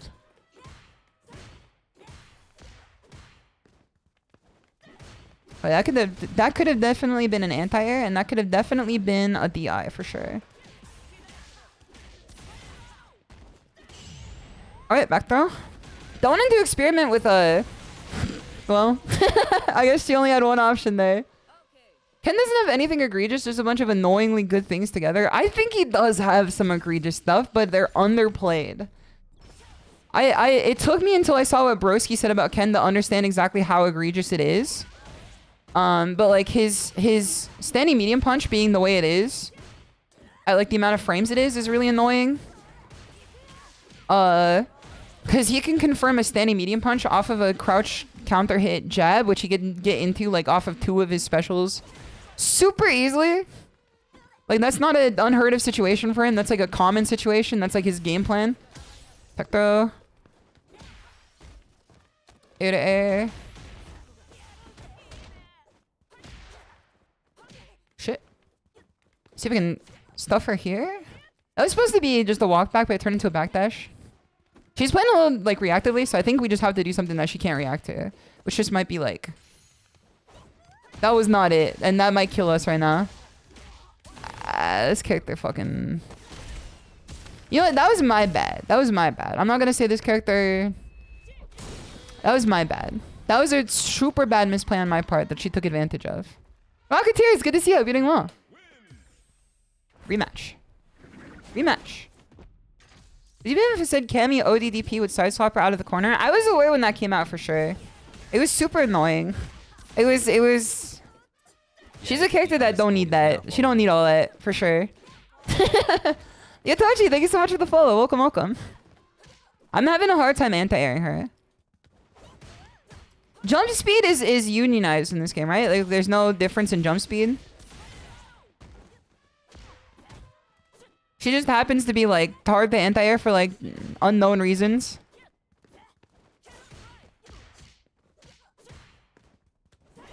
Okay, up you go. Go overhead. Nice, level 1. That was a good answer there for sure. I had level 1 on deck, man. I had it. I was buffering it, man. I was buffering it. Oh, brother. I want to play Cammy, but not when I tried Alpha 3. I sucked ass. Yeah, I think she's taken a lot of iterations for sure. I know in a lot of older games she kind of sucks. I hate dealing with this character, man. I gotta read the inner game of tennis again, man. I know every time I read the inner game of tennis, I no longer crash out. Every time I start playing like an ape in this game, that's my medicine, man. That's my medicine. Dulcim jump speed. There is variable jump time. And my Lily Geef all have floaty jumps. Druid era. I can't be mad at them. They're in their druid era. They're probably taking care of the planet or whatever. 14 hours all across. I don't believe this, man. This gotta be like a new account or something. I don't believe any of this. I don't believe any of that, man. I don't believe any of that. Not for a second, man. Not for a second. New account? I think that's a new account. I think this is a person who's like well above their head in what rank they are. And I should not feel bad about losing to them. But I also feel like you shouldn't feel bad about losing to anyone. That's the folly of man, is thinking that there's any more or less value to winning or losing against anyone. Give me some of that add-on. I feel like such a strange fan of Street Fighter. Because I have no nostalgia for 99% of the cast. And I find them to be like, whatever. And then if it's Makoto or Sakura, I'm like, yes, sir. I will be there day one. If it's Makoto or Sakura, I'm like, yes, sir. Bring him in. Bring him in. Buy the spoonful. Buy the spoonful. Bring him in. Like who you like, after all. Exactly. Exactly. Also, Eloquence, it's good to see you. I hope you're doing well. You need to enter my Sakura Please Club. If we'll get them to notice anything. Do you guys think that they're going to do a balance patch before they come out with, like, the new character? I mean, let me see if I can pull out Inner Game of Tennis real quick. I'm noticing when I'm starting to get frustrated with the game. And I know what the answer to it is. Inner excellence? This is not what I'm looking for. Inner game of tennis. I don't want to learn about football wide receiver. Inner game of tennis. The mentoring group. The mentat group. What page were we on? That's the fucked up part. I have no idea. Oh, hold on. I think I found it. If you guys don't know what this is one of the greatest books about competition ever written. This is the inner game of tennis. I've yet to put it on the screen, so don't say, where is it, Shisho? Where is it? Show it to me, Rachel. Show it to me. This is a book written about tennis from one of the first successful coaches to come to you know, to existence. Like, obviously there are coaches that were successful before his existence for sure, but like he's the first one to put into practice the idea of relaxing and understanding that your subconscious body knows what to do more than your like conscious body knows what to do. Okay. I'm scrolling back through. Positive thinking. I've read through this before on stream. Where is it? Where is it? Show it to me, Rachel. Show it to me. Okay, I think I found where to start here. Let me blow my nose real quick before we start reading this.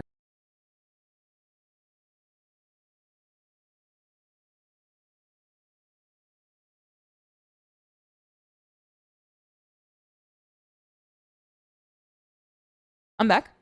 I have a soft spot for some characters like Remy who are basically clones of OG cast. I feel like all the third strike characters definitely have more sauce to them.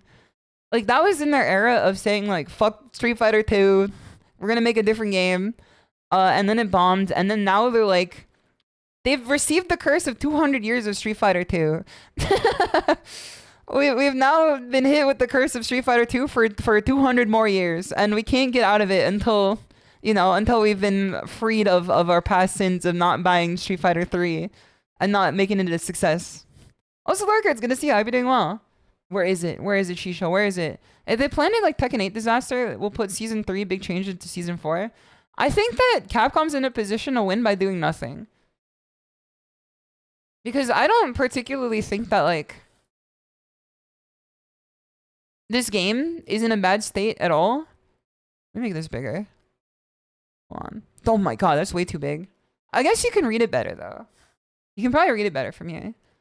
Like, I know people complain about Street Fighter 6 a lot, but, like, it ain't that bad.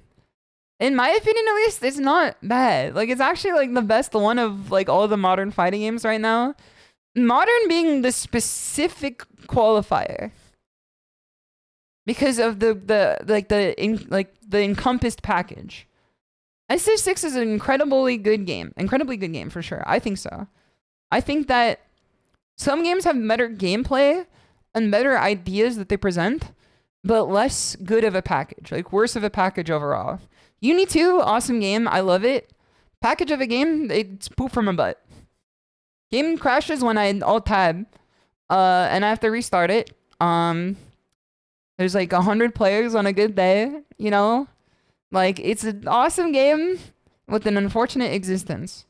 City of the Wolves has a chance to either become like a contender or like a sink or swim for sure. If City of the Wolves launches with the Dogwater UI that it had in the betas, I'm not confident in its ability to keep up with the contenders for sure. I think it might just become like a Guilty Gear level of success. Not Guilty Gear COVID, but Guilty Gear like current day. It's kind of a party game. I don't know.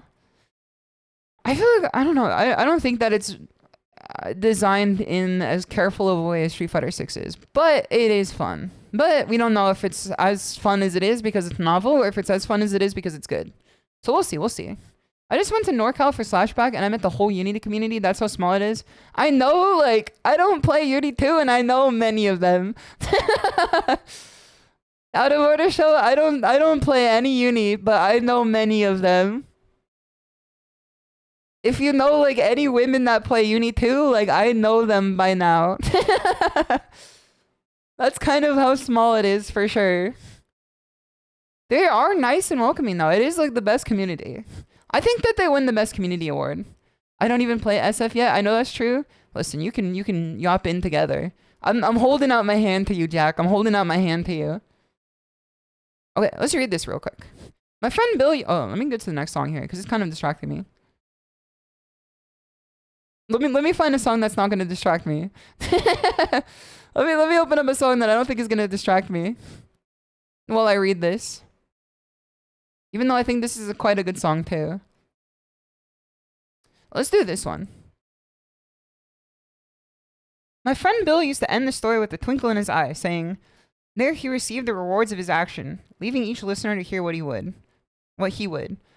The first inner skill to be developed in the inner game is that of non-judgmental awareness. When we unlearn judgment, we discover, usually with some surprise, that we don't need the motivation of a reformer to change our bad habits. So this is saying that essentially if you understand the concept of unlearning judgment and winning your inner game, you don't necessarily need to pay like a professional to unlearn your bad habits. You don't need like outside motivation for it. There's a more natural process of learning and performing waiting to be discovered. It is waiting to show what it can do, and when allowed to operate without interference from the conscious strivings of the judgmental ego mind. The discovery of and reliance on this process is the subject of the next chapter. The thesis of the last chapter was that of the first step in bringing greater harmony between the ego mind and the body, that is, between self 1 and self 2, was to let go of self-judgment. Only when self 1 stops sitting in judgment over self 2 and its actions can he become aware of who and what self 2 is and appreciate the process by which he works. As this step occurs, trust is developed, and eventually the basic and elusive ingredient for all top performance emerges self-confidence. Put aside for a moment the opinions you have about your body, whether you think of it as clumsy, uncoordinated, average, or really fantastic, and think about what it does. As you read these very words, your body is performing a remarkable piece of coordination. Eyes are moving effortlessly, taking in images of black and white, which are automatically compared with memories of similar markings, translated into symbols, then connected with other symbols to form an impression of meaning. Thousands of these operations are taking place every few seconds. At the same time, again, without conscious effort. No, man, don't be saying your heart is not pumping consciously. You are now breathing manually. No, man, no. Your heart is pumping, your breath is going out, in and out, keeping a fantastically complicated system of organs, glands, and muscles nourished and working. Without conscious effort, billions of cells are functioning. Your cells are now functioning manually. You're now going through mitosis manually. Reproducing and fighting off disease. You're now inoculating yourself manually. If you walk to a chair and turn on a light before beginning to read, your body coordinated a great number of muscle movements to accomplish those tasks without help from the conscious mind. Self 1 did not have to tell your body how far to reach before closing your fingers on the light switch. You knew your goal, and your body did what was necessary without thought. The process by which the body learned and performed these actions is no different by the process by which it learns and plays the game of tennis. Reflect on the complicated series of actions performed by Self 2 in the process of returning a serve. In order to anticipate how and where to move the feet and whether to take the racket back to the forehand or the backside, the brain must calculate within a fraction of a second the moment the ball leaves the server's racket, approximately where it's going to land and where the racket will intercept it. Into this calculation must be computed the initial velocity of the ball, combined with the input with progressive decrease in velocity and the effect of wind and spin, to say nothing of the complicated trajectories involved. Then, each of these factors must be recalculated after the bounce of the ball to anticipate the point where contact will be made by the racket. So this is kind of like, you can put fighting games to this very easily. It's just like anti-airing, exactly. Like, you can't make conscious effort to calculate where they're going to land when they jump. Your body then makes these calculations immediately, you know? Like, it does it on its own intrinsically. And that comes with just doing. It doesn't come with learning from someone who can teach you that. People can teach you processes. They can't teach you functions. Like, I think people can teach you a process in which you can hone a function better, but they can't teach you the function itself. You can't make a horse drink water after leading into a pool. You know what I mean? Like, you can tell someone the process of anti-airing, but you can't make them function in a way that will anti-air 100% of people. She's never taken a math class. Yes, sir. Emperor's Armpits is good to see you. I hope you're doing well. Something effortless effort. Yeah, that's basically the crux of this book. All right, let's continue on. Bless Railgun, it's good to see you. I hope you're doing well. Simultaneously, muscle orders must be given not just once, but constantly refined and updated information. Finally, the muscles have to respond in cooperation with one another. A movement of feet occurs, the racket is taken back to a certain speed and height, and the face of the racket is kept at constant angle as the racket and body move forward in balance. Contact is made at a precise point according to whether the order was given to hit down the line, cross court, or hit them on cross court, an order not given until after a split-second analysis of the movement and balance of the opponent on the other side of the net. Sorry, I struggled with that sentence there.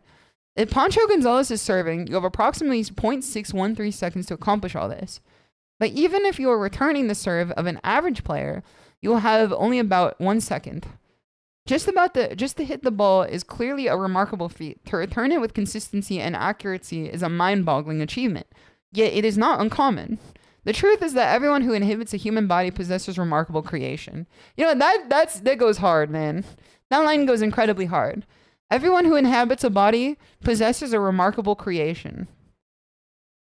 Good night, guys. Good to see you. Hope you're doing well. Can you give them instruction manual, but you can't build it for them? Exactly. Like, I learned drills to do. And I do the drills. Not every time I do a drill do I gain my motor skills from that drill, or do I gain my calculation making ability from that drill. That's a conscious effort that you then form by paying attention to what you're doing and the purpose of why you're doing it.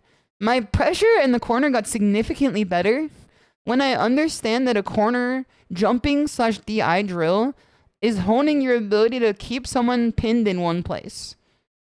And your ability to process two separate actions that could occur. Something on the ground and something on the air.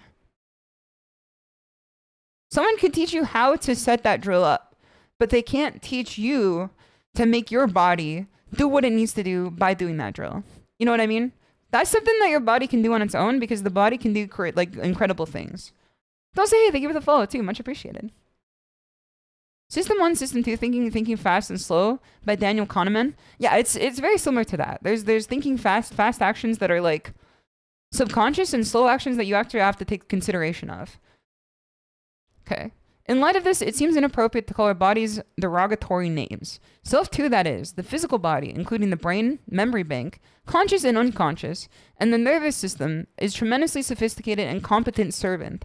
Inherent within it is an inner intelligence which is staggering. What it doesn't already know, the inner intelligence learns with childlike ease. It uses billions of memory cells and neurological communication circuits.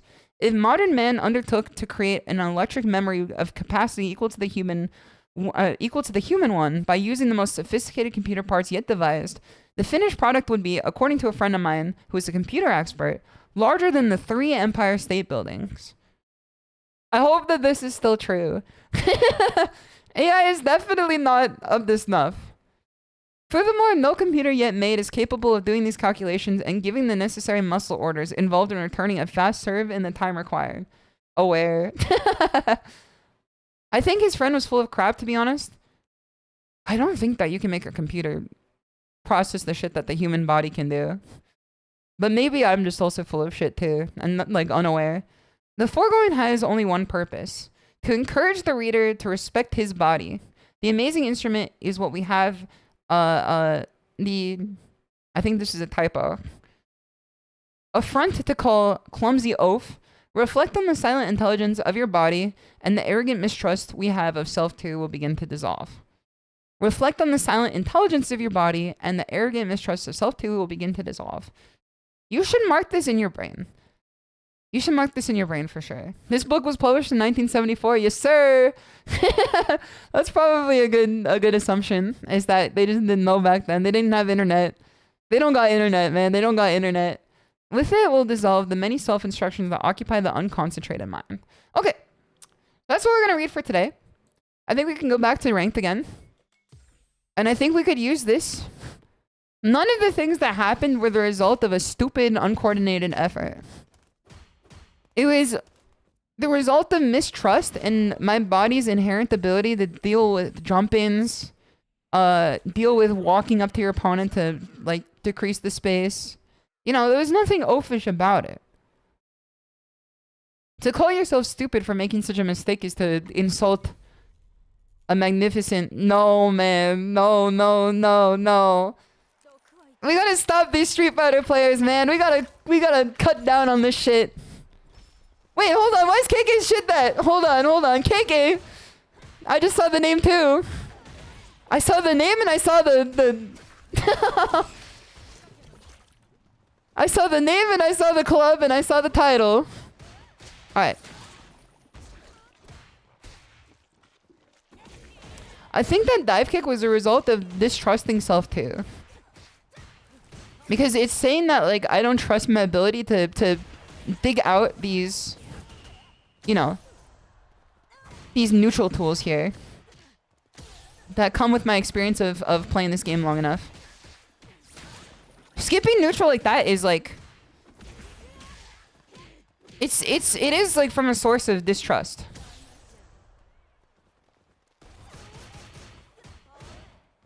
Nice throw. If I stay on the ground a little bit longer, this person breaks like everything. Oh no, I'm dead though. I'm dead. I didn't know she could do that, but she also wastes her meter. She didn't need to spend like 2 levels for it. Doing her tax is literally last minute. Yes, sir. I'm still in the tax mines. Don't fucking at me. Did you see this person's name and then their club title? I need you to see it. Shimmy? See, that was a subconscious action that just came to play.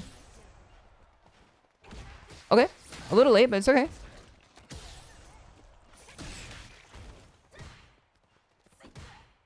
I'm more confident in the subconscious action here. Nice.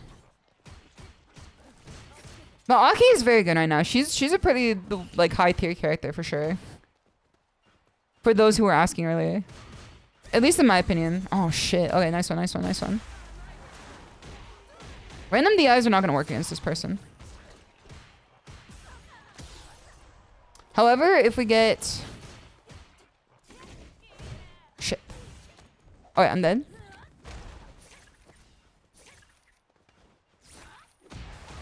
Fuck. My bad. Okay.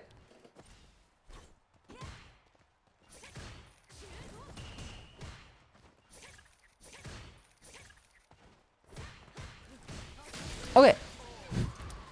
I tried to play that as patient as possible. I think that was a fine match.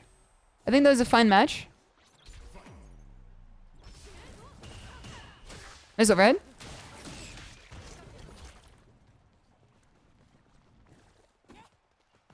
The purpose of that puddle there was to force me to jump. I think she really wanted me to jump. All I had to do was just wait out the existence of the puddle. Because she can't put another one down as far as I'm aware. What? Strike throw? I can do this though.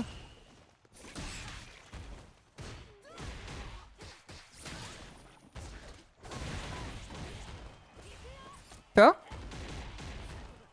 She's trying to anticipate the mix. That's why she parries there. Command grab. Nice one. I didn't know her command grab does that much. I wasn't sure that her command grab did that much there. Nice throw. Great answer there. Oh shit, nice one. Trust the unconscious ability to get out of here.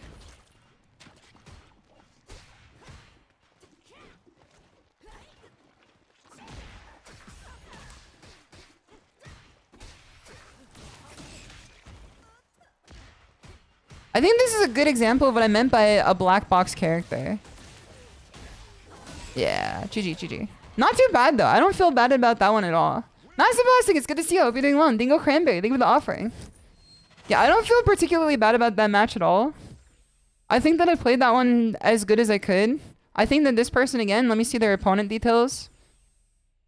79 hours on rank though. They're probably where they need to be then. I was going to say that I would be unsurprised if this person was like... Well, let me cough real quick. I'm going to drink water. At first I thought that they were like on a new account, but I think that they were just good. I also think that an amount of that comes from not knowing what Aki does. Because there are a lot of moves there that were just keeping me locked in, but I think that that Aki can be master soon. Yeah, they got a win streak for sure. I think that they're like just as where they need to be, which is about to be master. Oh wait, let me take a drink here.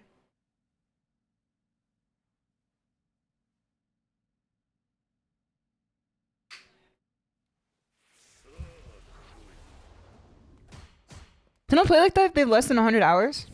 Clowning, like, drop in the water immediately after I drink? Oh no. Okay, let's drink again.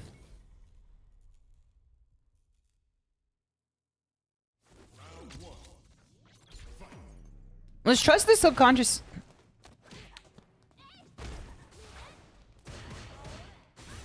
Is everyone who plays like this character like this?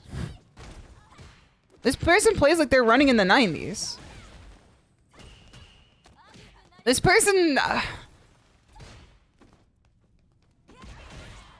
How do you deal with this? I'm of the opinion that I think... This might sound naive, but I think if I can identify a playstyle... Like, I think if I can identify anyone's playstyle, I can then beat them. But I think if I don't know what the character does, it then puts that into question. This person's playstyle is obviously, like, deranged. Like, insane monkey mode playstyle that you see Ken players do all the time. Like, that's their playstyle, but the character is something that I don't quite understand yet. Throw?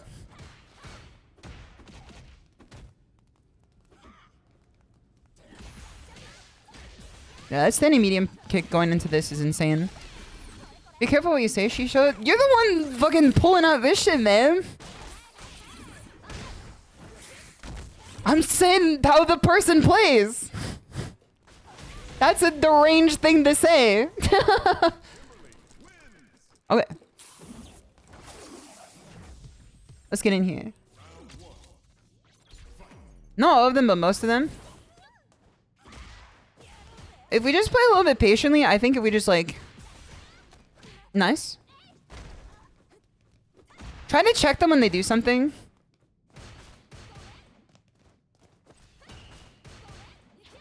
Nice command grab.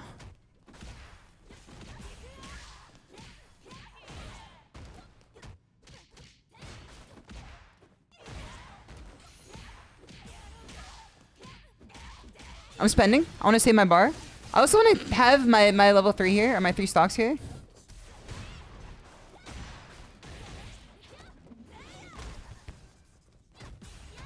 Jump. Nice. I think we can beat this person.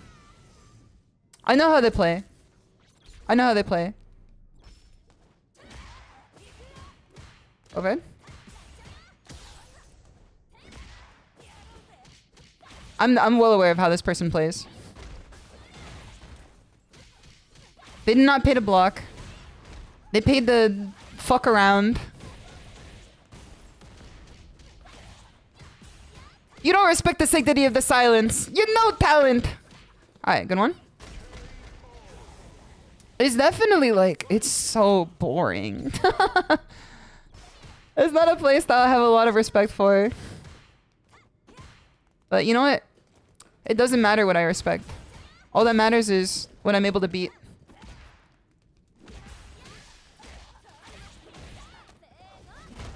She's 1 second away from burning out here.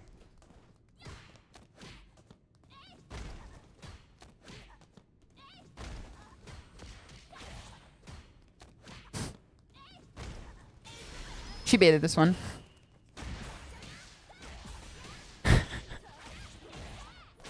Kimberly's such a motherfucker character, dude. Kimberly's such a motherfucker character. I hate this character, dude. GG's, GG's.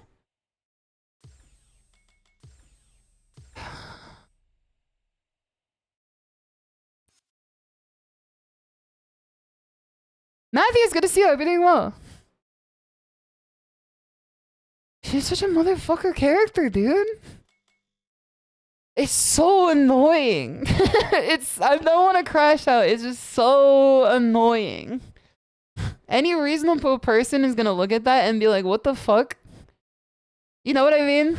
Like round start EX overhead, round start EX low, constant jumping, no blocking. It's just so annoying. It's I don't know how to say it besides it's just annoying. Like GG to them. They did well. It worked for them. It's not gonna work like too much longer, I don't think. I don't believe the player on the other end took a breath. It's just like, I don't know how to tell you this. It's just so annoying. It's a place that I've always found distasteful, but like it doesn't matter what I find it. The only thing that matters is my ability to beat it. Why is JP jumping round star, man? I hate diamond. This is a motherfucker rank.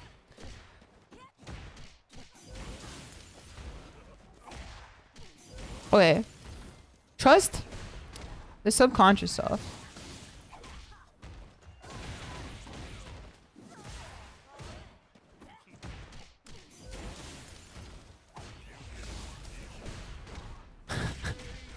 Can I never fight motherfuckers who play like this, like, ever again?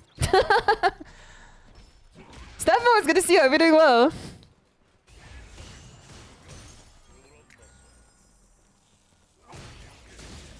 Okay.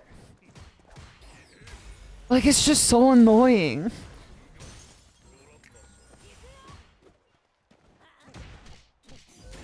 Like, round star jump JP is like... what crack are you smoking? Not to be disrespectful, man. I know I'm being very disrespectful right now. Oh shit, I mashed.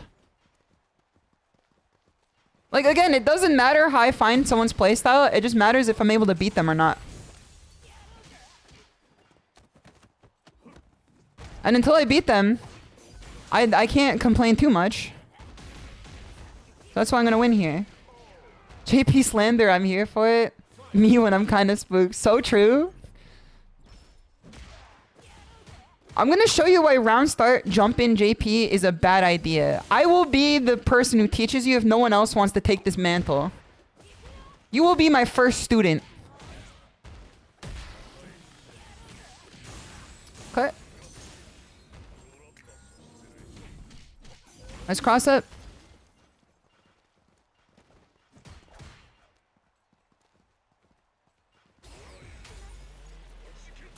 Good command grab.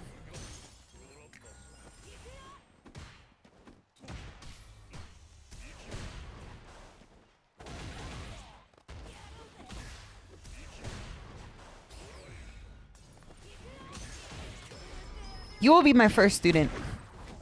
I will teach you why this is a bad idea, so that you never subject anyone else to this ever again. I will tell you why. Cause it doesn't work. Now give me back my diamond fora. You made me mad. So good, it's good to see you. I hope you're doing well. Good round, thank you, thank you. I hope you are doing well. Alright, overhead. Shit, that was a misinput. I meant to do drive rush overhead there. That's definitely punishable, right? That's like his low sweep, right? He does tricks on it or whatever. He doesn't pay to block. Jab. Throw.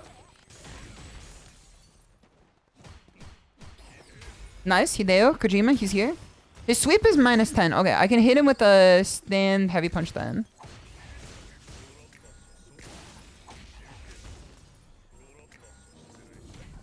Okay, my bad, my bad.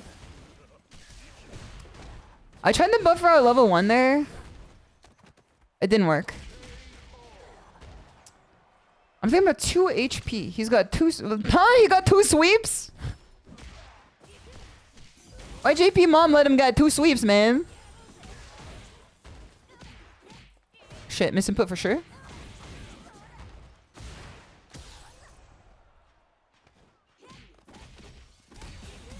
Okay, that was very rough there, but...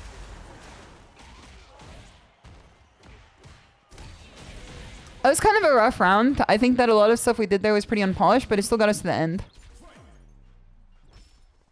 I'm gonna teach you why jumping round start as JP is a bad idea. You know? I want to make sure you never subject any other player to this again. Hideo.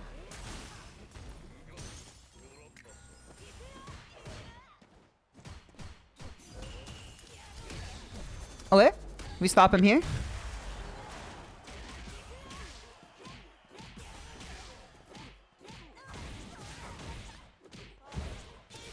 No, I drop it. I drop it. I drop it. It's okay. It's okay. It's okay. That was almost a god combo. That combo almost went crazy.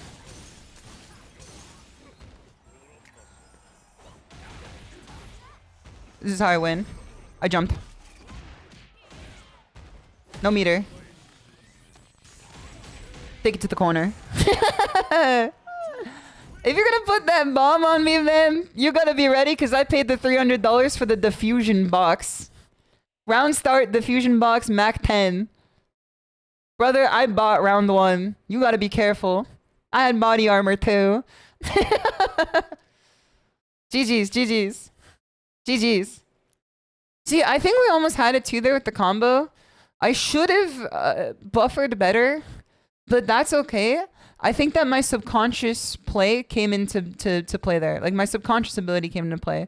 Because even just hitting it in the first place was good. And not just like putting damage down on the table. It did burn us out for not as much reward as I wanted it to. But I think that if we just get the muscle memory of doing that combo enough times, we should be fine. They call it Dust 2 the way that SHISHOU left them. That's what I'm saying, man. Not even Dirt 2. It was Dust 2. He has so much mileage off jumps in BI. He was done once you stop those. Yeah, it's kind of like when people play like that. Well, it is very annoying. And I apologize to everyone who I've crashed out on who was doing that earlier. It's not effective per se. Like it's not particularly as effective as it should be. Or as it could be here. Druid Era? Oh yeah, this is the guy that beat us before. I think we can make a comeback against him.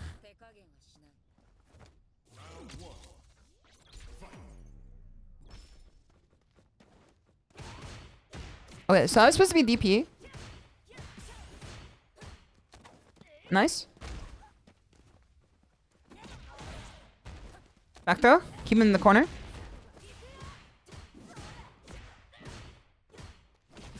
It's kind of hard to walk in on Cammy. I think to stuff her buttons because like I feel like so many of her buttons just are so fast and hit so far. We stop her from doing that shit. Like, I feel like maybe we can do jury crouch medium punch to like stuff her button sometimes. But she's waiting for us, I think. I think she's more or less waiting for us right now. I might be dead here for sure. Gosh, she got damage, man. She's got damage, man. I thought that Cammy's unique weakness was not doing damage. Good jump in. I pressed. She's gonna shimmy here. Never mind. She went for a dry rush meaty. She shimmies here. Aw, shit. I might be dead here. What the hell? I didn't even know where I was. Okay, she's burnt out. I died though. I pressed the button. Whatever. Whatever. Does Cammy still have low health like Akuma? No, I think they buffed out that weakness too. Kiana's gonna see you. I hope you're doing well. She's cooking a mean scran. A mean scrandle. Okay, fighting past tier 8. I think we can fight Cammy. I don't think it's unheard of. This Cammy, I think we could beat her. I think as long as we fight, like, infighting here, I'm noticing that a pattern in, like, a lot of our losses against this person is getting too far into her danger zone.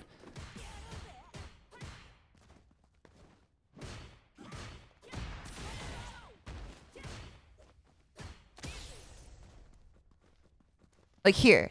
This is kind of a scary zone to be in against this character, at least this person.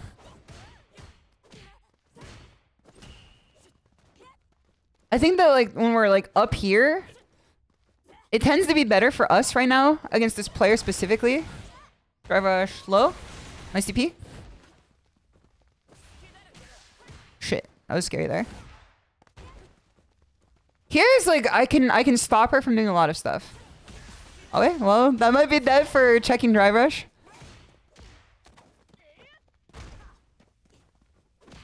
I'm dead.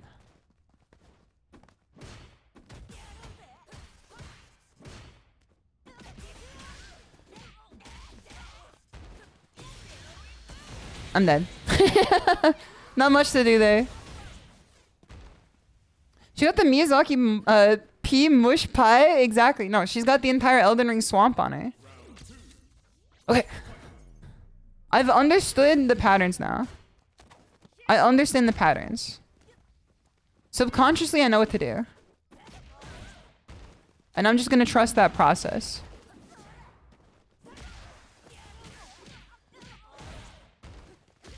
Pick throw.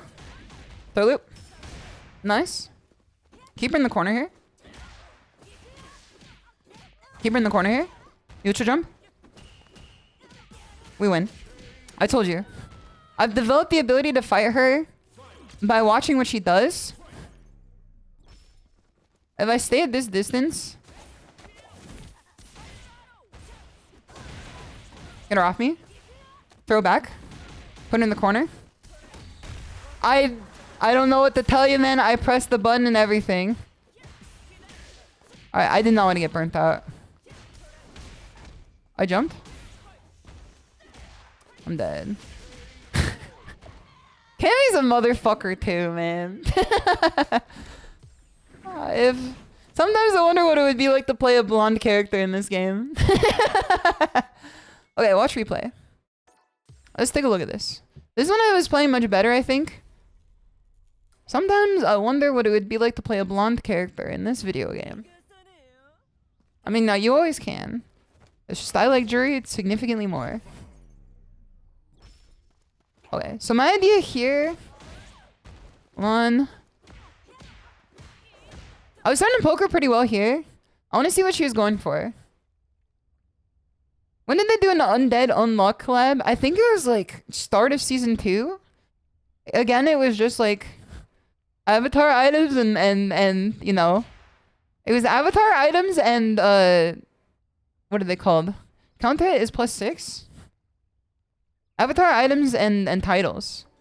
Like hype moments and aura. Switch to player control. P1. Okay, we could have comboed off this. We could have comboed off this. And we could have put her into the corner. And then we could have gone in a pretty good situation here. And replay. What does blonde have to do with anything? So characters, if they're blonde in Street Fighter 6 and any Street Fighter, they have a 95% chance of being like the best character in the game. I don't know how to tell you this or explain it, but it is like an observed phenomena where avatar items and aura, yes sir. If a character has blonde hair, double points if they have blue eyes. I'm not in matchmaking? Oh true, hold on. You're right. My bad, my bad.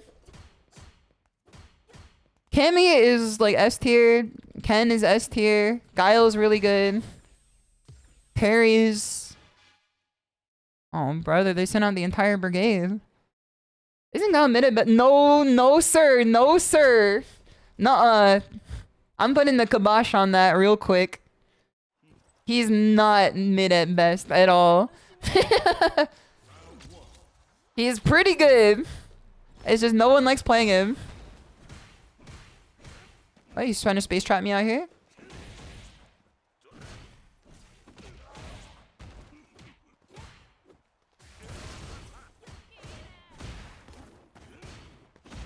Okay, we go air with him. I go ban for ban with him. Shimmy. So he doesn't go for the shimmy, like he doesn't bite the bait here. So I think we can then go for an on-block throw like this. Because he does not bite the shimmy bait for sure. Shimmy. Alright, there's this. There it is. He's starting to bite the shimmy bait.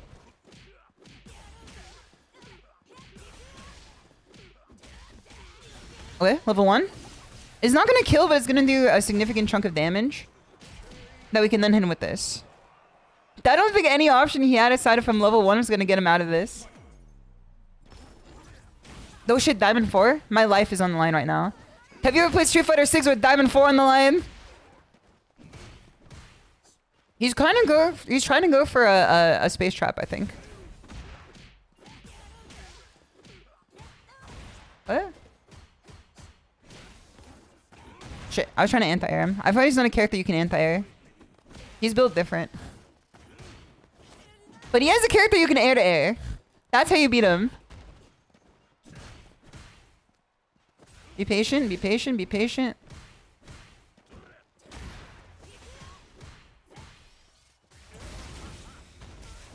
I buffered level 3.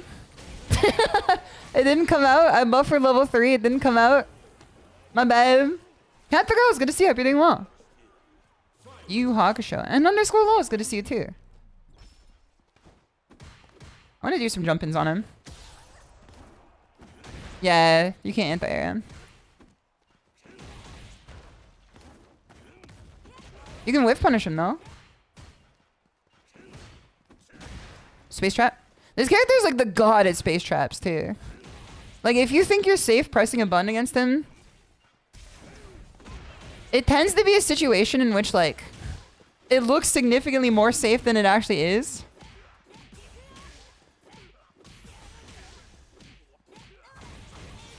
I finally hit it. I finally hit it. I finally hit it. I did it. I redeemed myself from last time. I redeemed myself from last time.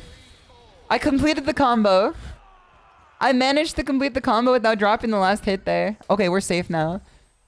Me petting my rank bar. You're safe now with me. Don't worry. They'll never hurt you again. Cammy players will never hurt you again. Shit, I'm anti-aired. It's hard to unlearn the process of anti-airing against this guy. But up you go. I feel like he wants to slide any minute now. So 2 of these. Another throw. Nice jab. My bad. Never mind. Hold on, hold on, hold on.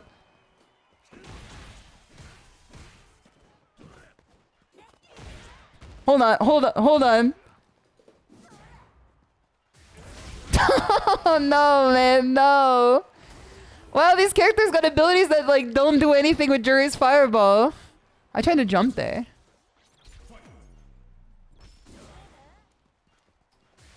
Oh, these characters just have so many abilities that like negate her fireball, man.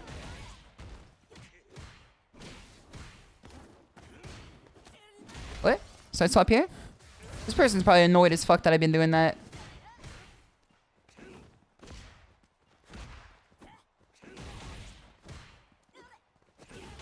What? I can... You need to stop jumping here. Okay, almost there. I chose the wrong side.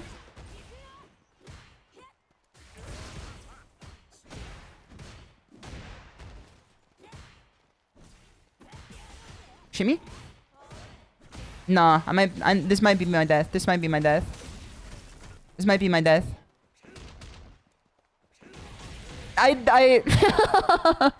Heartbreaking. Streamer cut. Buffering level 3.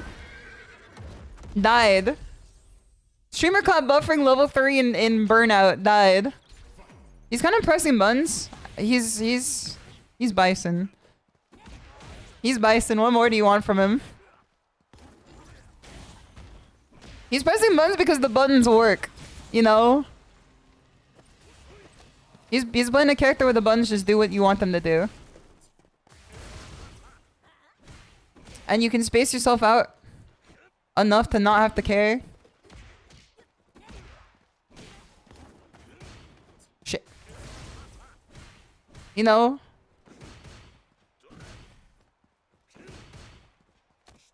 The entire section there was me trying to perfect parry. That entire section there was literally me inputting the perfect parry on all of those attacks and it not, you know, me not getting the input in time. Are you winning, son? I'm doing my best right now. I think today's been a very successful session regardless. The latter half has been rougher than the first half for sure, but that's because not every success comes without failure. Shit, alright. Trust in self one. Cartoon Legend, it's good to have you here. And past these juice boxes, it's good to see you too. That is so churlish that is not punishable, man. Every time I learn something new about this character, it makes me hate him more. There are characters that like I stop hating because like I understand that the counterplay to them is like not as complex as I initially thought. But like Bison is a character where the more I learn about him, the more annoying I find him.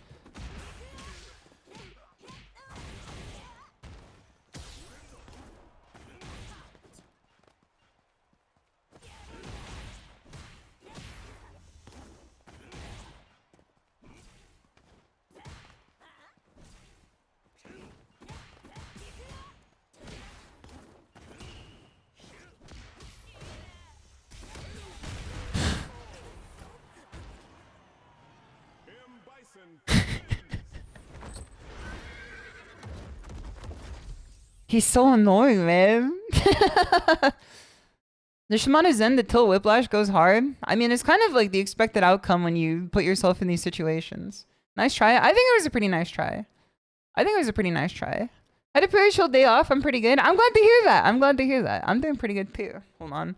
I'm about to determine if I'm doing pretty good by checking something real quick. Which is my person on the inside. EX Crusher's projectile invul, not just a jury. What the fuck did they give this motherfucker? Why? Alright, I'm about to check my person on the inside at the company I've applied to, if they said anything yet.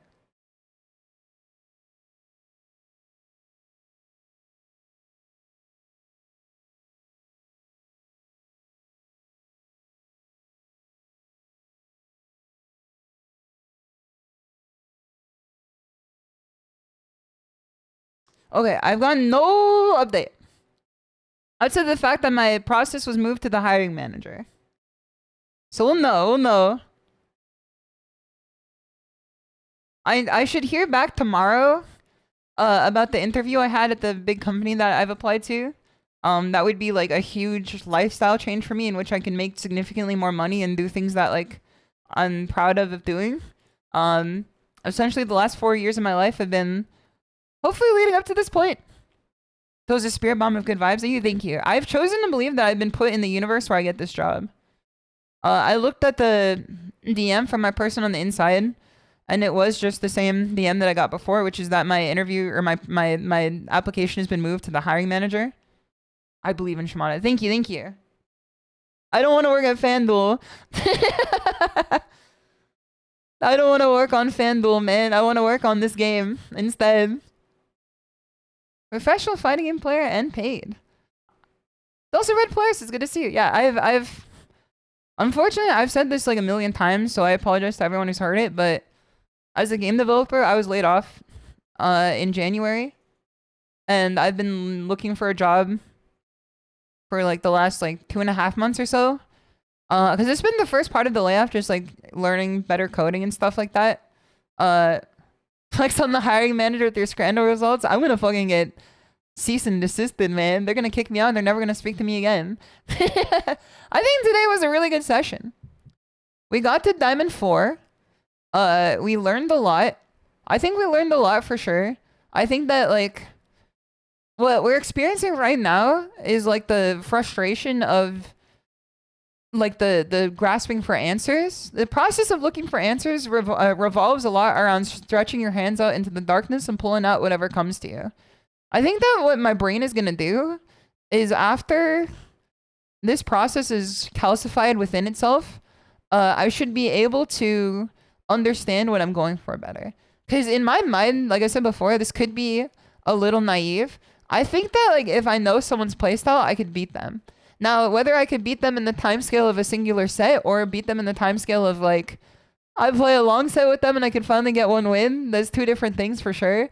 But I think that regardless of that, I think that if I know someone's playstyle and I know their character, I can win no matter who it is.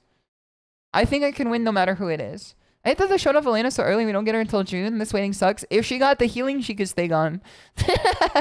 No, I'm just kidding. I hope that she comes out soon enough. I find it kind of annoying too. I think Nintendo might have strong-armed them into preventing a release for sure, which is pretty annoying. Wait, hold on. What's this guy up to? I want to see what this guy's up to.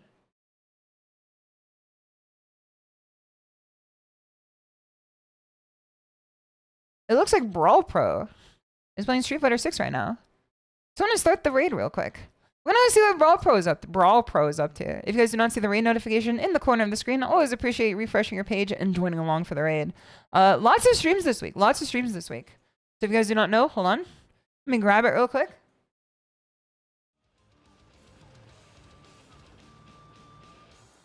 As you can see here, Dirt Rally 2.0, I'm breaking out my sim rig setup. I have a sim racing rig setup ready to go. We'll be playing Dirt Rally 2.0 tomorrow, 7 p.m. sharp, so please look forward to it. On Wednesday, we're going to do more collab with Cleo and KK and Yozo, and we're going to be playing some Monster Hunter Wild, so I hope you guys are looking forward to that as well. Thursday, we're going to be watching Cinderella Grey, Uma Musume, episode 2.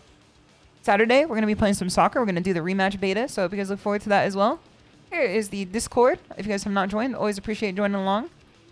Discord. Helen at the Moon. Here's my Twitter as well. Otsutora! Otsutora! I'm going to be trying to join TNS this Wednesday. I might stream my run. I might not. We will see what I do by then. But I'm very proud of my accomplishments today. I think we did pretty well regardless of... I think the latter half was kind of difficult, but other than that, I think we did very good, and it was a very fun stream. Sweet, yeah, he does say that. Otsutora! I'll see you guys all very soon.